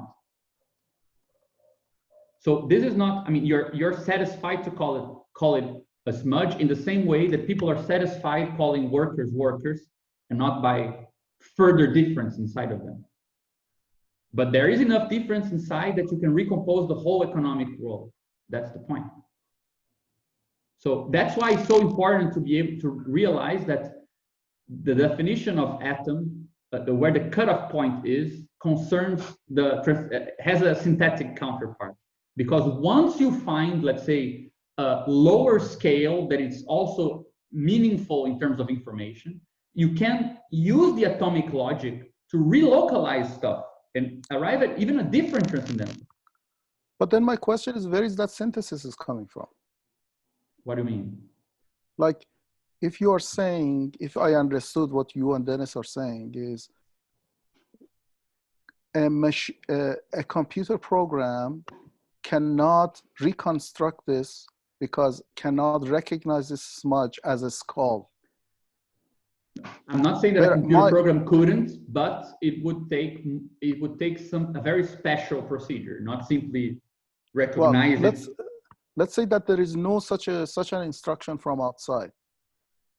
Like we don't know what a skull is. Like again, a 5-year-old looking at this and that has not even seen a skull and wants to reconstruct this or explain this. I'm saying that Badiou's logic or system can reconstruct an atom that basically says that this is smudge because why? Because the transcendental of the world allows a different identity of appearance between this smudge and the rest of the picture, for example. Yes, I totally agree. But I mean, if that was where Badiou wanted to stop his theory, he wouldn't be a communist. Like, sure, you can stop there, but the fact that you can also not stop there, right? This is relevant. That's what I'm trying to say. And that's say why, what? And say what? In the same way that in the other painting, we could stop at the wall that was dark and stop there. We can also continue and, let's say, discover the rules of abstract painting inside the relations between colors that was previously just called a smudge. No. The reason I'm calling it a smudge is, to recognize that this part of the world is different than any other part of the world. Sure. So it can be counted as an atomic. My point stops at that point. Yes, what I'm trying to say is the synthesis in this case does not need to know this is a skull. I totally agree. But then well, let me just add here. How do we know that we know something is a skull? I think from Badiou's standpoint, it is nothing but the relations with everything else. So what you're saying as a smudge, all the information that you need to identify this smudge, it's the same as saying I know what a skull is. But let's say that everything that we have in the world is this picture, right? So we don't have picture B. We don't know what a skull looks like. Then how do you know that this is a skull? No, but this is a very low resolution painting. But if you look at the actual painting, you don't need this painting to see it. This is whatever. Here. That really doesn't matter. What I'm trying to say is this world can be reconstructed pixel by pixel using the same analytical tool that Badiou has provided, right? Without knowing exactly what any of these figures mean. Of course. No. You could, but I think. But that's not the point. Is you would never do that though. You would never reconstruct it unless it was significant to you. Yes, it would. It would to No, logic. of course you can. Like compression of images do exactly that. Like you turn this into a certain kind of digit, and then you can unpack it into this particular pixels without never knowing that this is a skull. Sure. Yeah. I just mean. Yeah, but that's not the reconstruction. Point. I was thinking more of like going from A to B, right? In this. Well, remember the conversation we had was about whether analytical and synthesis are different. I don't know. I don't even know what the right language is. I said didactic, but what I mean is the same procedure that analyzes these figures and these shades of color, if you want to talk really, really abstract, the same set of tools or set of logic or what Badiou provides can build it back up. No, that's why I don't think it's the case. Like I think that the phi function, which is what we are all talking about, and the pi function and the phi function, they don't guarantee the compatibility by themselves. That's why I was saying that you can have a consistent topos that is restricted by the ontological and the analytic clauses, but still doesn't necessarily allow for for the synthesis. So Right. you could have. I haven't read that far. I have to read. Is this stuff in the last scholium? Let me see if I can find a paragraph where this is discussed. I think we would also have to go beyond the math that Badu provides to talk about the difference between Grothendieck and elementary topos and sheaves and pre-sheaves and so on. That he doesn't really. Yeah, I mean, I have the impression that he makes the claim that he does explicitly make at the end of the scholium is that he doesn't even call a world an elementary topos. Like a topos is a Grothendieck topos. Like a world is a Grothendieck topos. He says this on page 295. A world as a site of being there is a Grothendieck topos. 295? Yeah. What, it's the last, what about the last page. 295. Okay. Yeah, it's the last page of the scholium. Right. So he does include the syntactic clause in his definition of world, but you could have something which then for him would not be a world by only having these two things. So it's consistent to have only these two things, but he wouldn't call it a world. He would call a world when you can have the tree. Well, that is then what I'm talking about. So no, if I don't think you. I mean, it's just to say that this is not a didactic difference because this would be. It's like saying that there is an actual underlying mathematical machinery addition to make it. Like you need to add something here to get this. Right. Okay, but I agree. Once you have this, once you added it, then you're right. Then those two things are like inverse processes of each other, right? That sounds good. But I mean, I would have to study a bit more to know if. And from what I've been seeing, this is actually very important because proving that your way of slicing continuous functions in a category is actually going to allow you to glue it back together is a very complicated proof. Like it's not for all slices, so not for all pi functions that you get this back.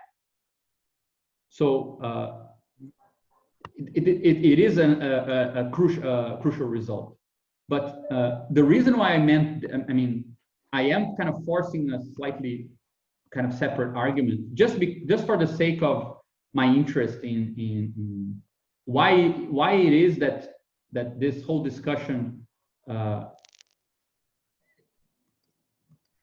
it's kind of like a broader discussion where the machine learning and the autoencoding and all of that is kind of functions for kind of already attest to the power of his approach, because other philosophers might be kind of taken by the fact that the pi function is taking on predicates that we don't know how to express in natural language. So for some philosophers they will go like, oh my God, we need to revise everything, and Badiou will be like, cool, right? But there's more to it than this, because he's still looking into stuff like, for example, the fact that abstract painters can look back at figurative paintings and say, oh, but there is a more atomic component, like the real atomic component here is something else. And I can show that it actually gives you let's say, a different picture of this world, right? And that's also why I think the term world already encapsulates some implicit notion of significance in it, such that what a machine learning algorithm or what a computer would see in this painting is not the same world as our world, right? So yes, of course it can reconstruction, but the reconstruction would be of its world, and it would be a reconstruction that would lack significance for us. So yeah, I just don't think that talking in those terms are a bit deceiving, because significance, I mean, we do have from that Lacula Barth and Nancy's book that distinction between signification and significance, right? Significance being, let's say, the fact that hieroglyphs are like they are legible. You might not know what they mean, but they kind of stand out, right? While signification concerns the actual meaning and representation and things like this. It's intelligible more than just legible.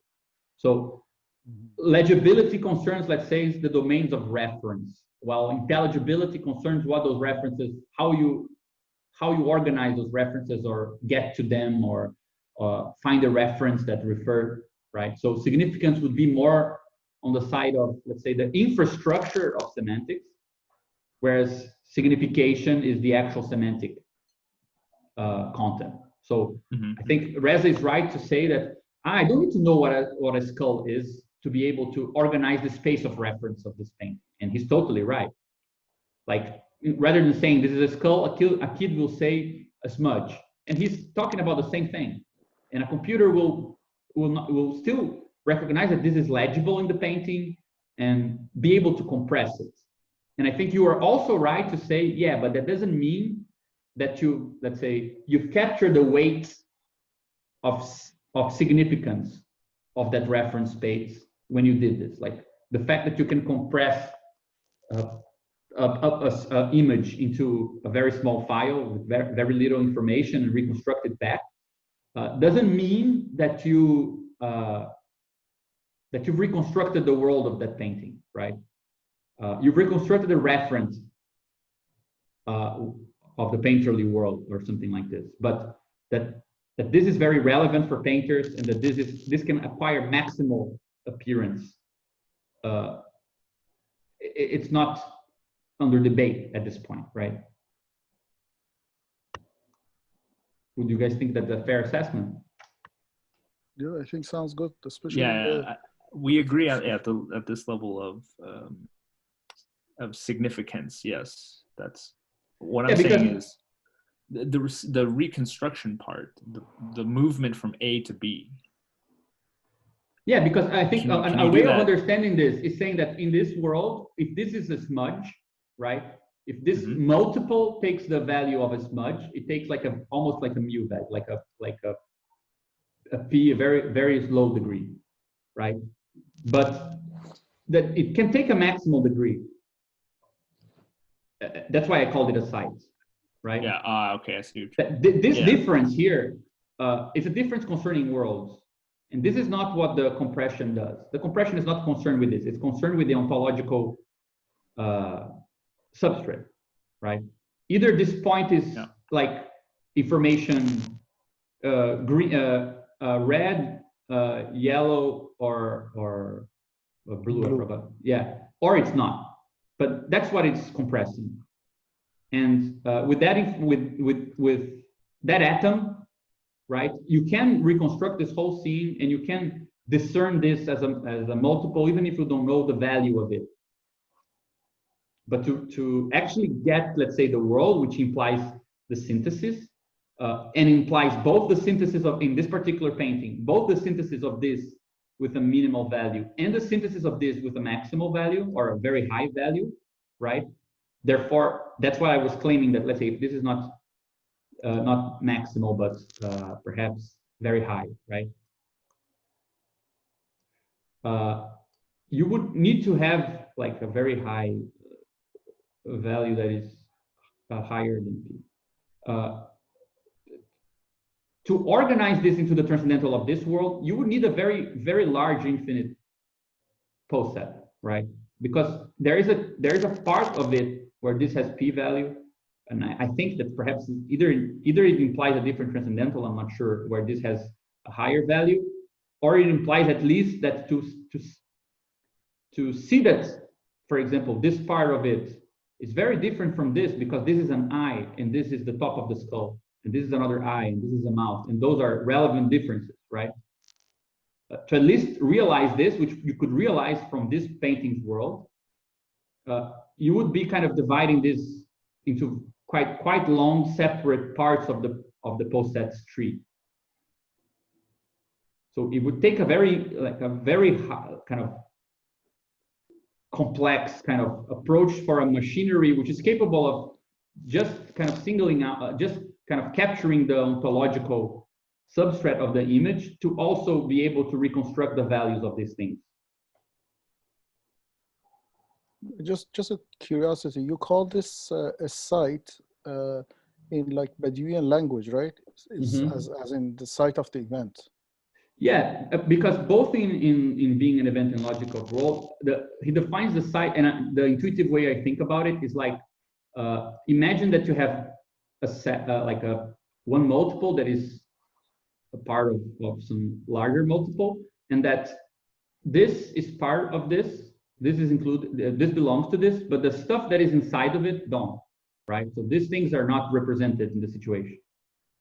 So you can name this, but you cannot name what's inside of it.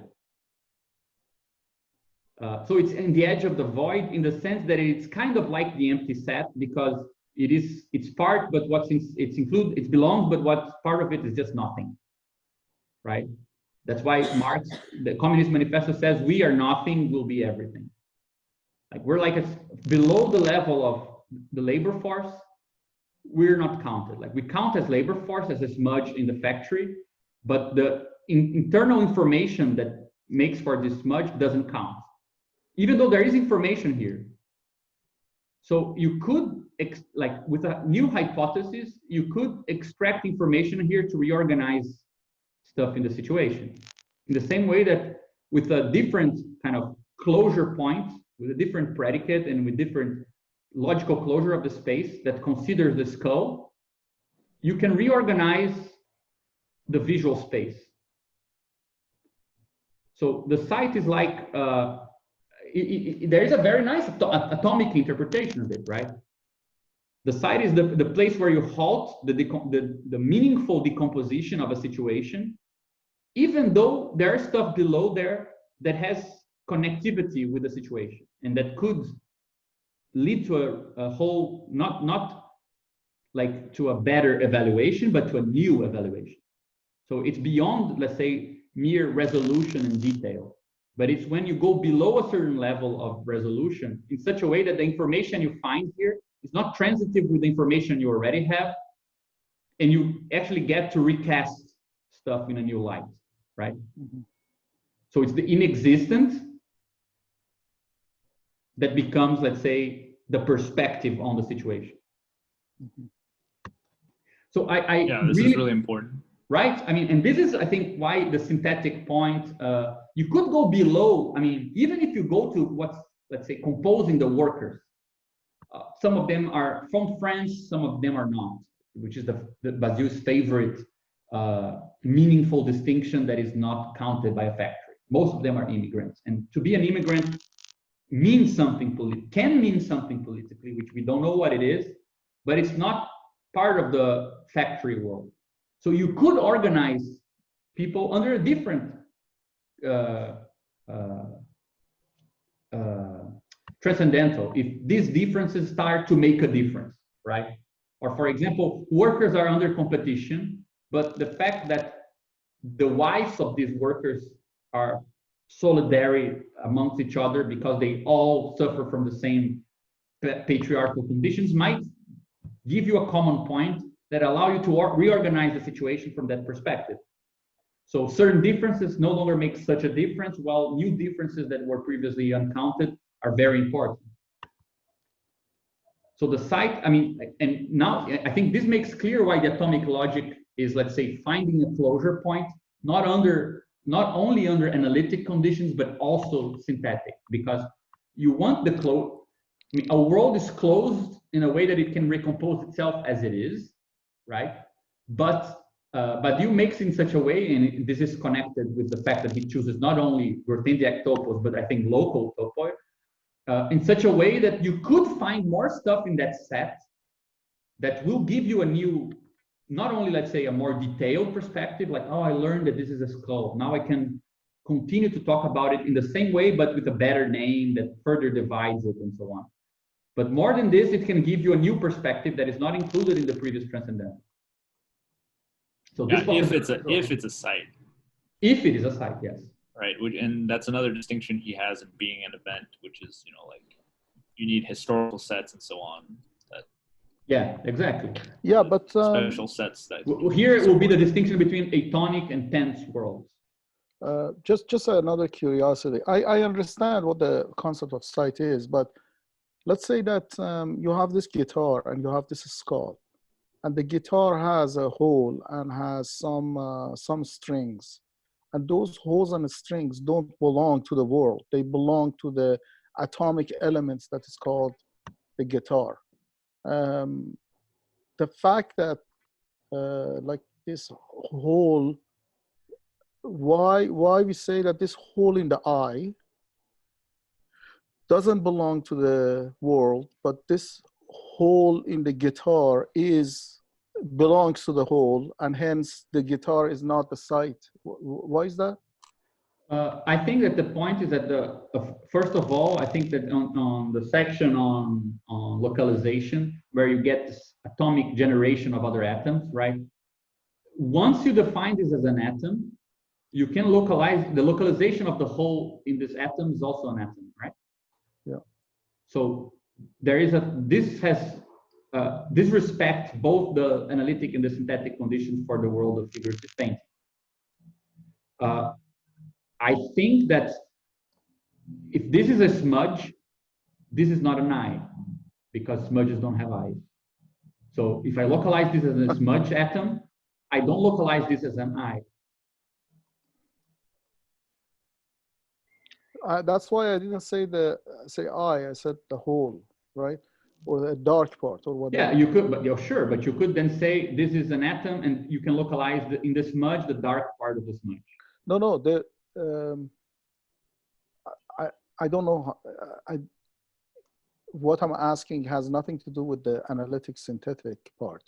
I'm not still arguing that point. I mean, no, I understand. You made it clear that there is a difference, and that difference is between elementary topos and Grothendieck topos. So put that aside. I'm just questioning, why are we calling this smudge a site and not the guitar the site?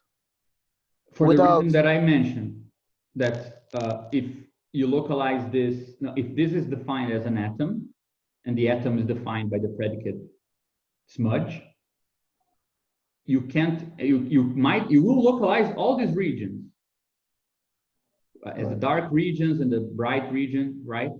But you won't localize it the same way that you localize, let's say, workers as white workers, black workers. There's still like ways to generate further atoms inside the factory. But those are, let's say, not giving you a new perspective. But if it is a site, and I'm using this as a very kind of vague example, if it is a site, it means, to call it a site means that there is some information here besides the kind of synthetic, the one that allows you to synthetically recompose and to generate new atoms, that could lead you to a reconfiguration of the pictorial space. And I do think that the fact that this is not only a drawing, a smudge, but it's actually, it has coded inside itself the information of a different angle at the image. If you look at the painting from the perspective where this is a skull, none of this is a figure. They're all smudges of color. So from when you localize this as an atomic, a component of a skull, the whole synthesis of this with regards to the rest is different from the one that if you call it a smudge. So in the case that we call it a site, that would be what it means, but I'm not sure. I mean, I do have the impression that in the history of painting, where you usually get one perspective and Holbach, it's part of a very clear tradition. Many people included anamorphic drawings in their paintings. Was actually kind of a style. So people were, it's part of that world to kind of play with the fact that paintings have more than one perspective. So it might be actually a very kind of just a canonical example rather than an exceptional one. But still, if we take it kind of a bit out of context and make it an example that perhaps is a bit anachronistic, it's nice at least to make that kind of distinction between atoms that generate atoms that respect the synthetic cohesion and atoms that can be mapped, that can arrive at two places, right? It can, as a smudge, respect the pictorial coherence, but it can also be defined as a skull, and then it will lead you to a new syntactic gluing. That's how I understand it, at least. Right. So from the way that I understand it, the difference then is from that guitar and the style of the guitar, you can get the general ambiance of the picture, because that guitar belongs to a classical era figurative painting, and it's not out of place, whereas that skull is out of place. Yes. Is it but not? It's out of place, and exactly in the theory of subject sense that it can be, it's a non-law that can become the law of the painting, right? It's out of place, but it has, let's say, enough information in its neighborhoods to bring us to a new painterly world. Right. Right. And so is it not in the language of La Coulabath you just mentioned, so the site is exactly the sheer difference between significance and signification? Yeah, I think that for Lacan, and Lacan used this painting to talk about the object A. For him, not Lacan, La Coulabath, you said. Yeah, but it's a book on Lacan.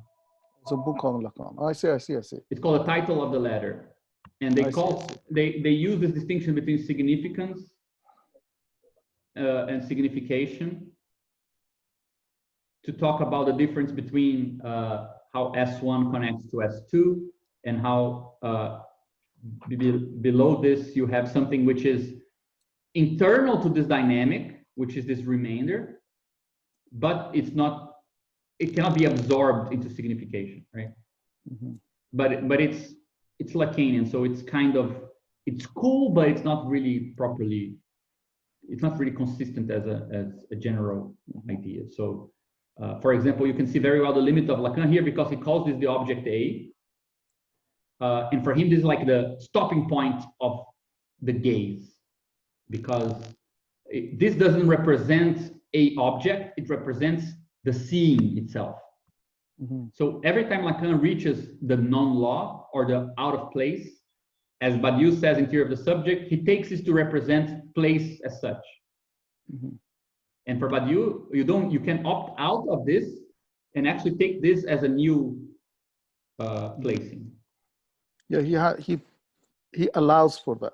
Yeah, but Lacan doesn't have the formal tools to go beyond it. To go beyond it. Yes, that's why he's a structural dialectician. Yeah. Yeah. Okay, man. I think we should call it a day. Call it a very long day, but this was really helpful for me as well, guys. Thank you so much. It was great. Thank you very much. It's only the two of us now. I see everyone. Yeah. Gabriel, are you sharing these pictures, or at least some way that we can find it on the internet? Yeah, I can send it to you on the. Actually, send me the reference because I want to know who's that picture from. It's called Hobart. Holbein or something. I'll send it to you in the chat window. Okay, sounds good. Not this chat window. Send it no, the Facebook one. Yeah. Thank you very much. Great talking to you, my friend. Great. Bye. Thank you. Bye.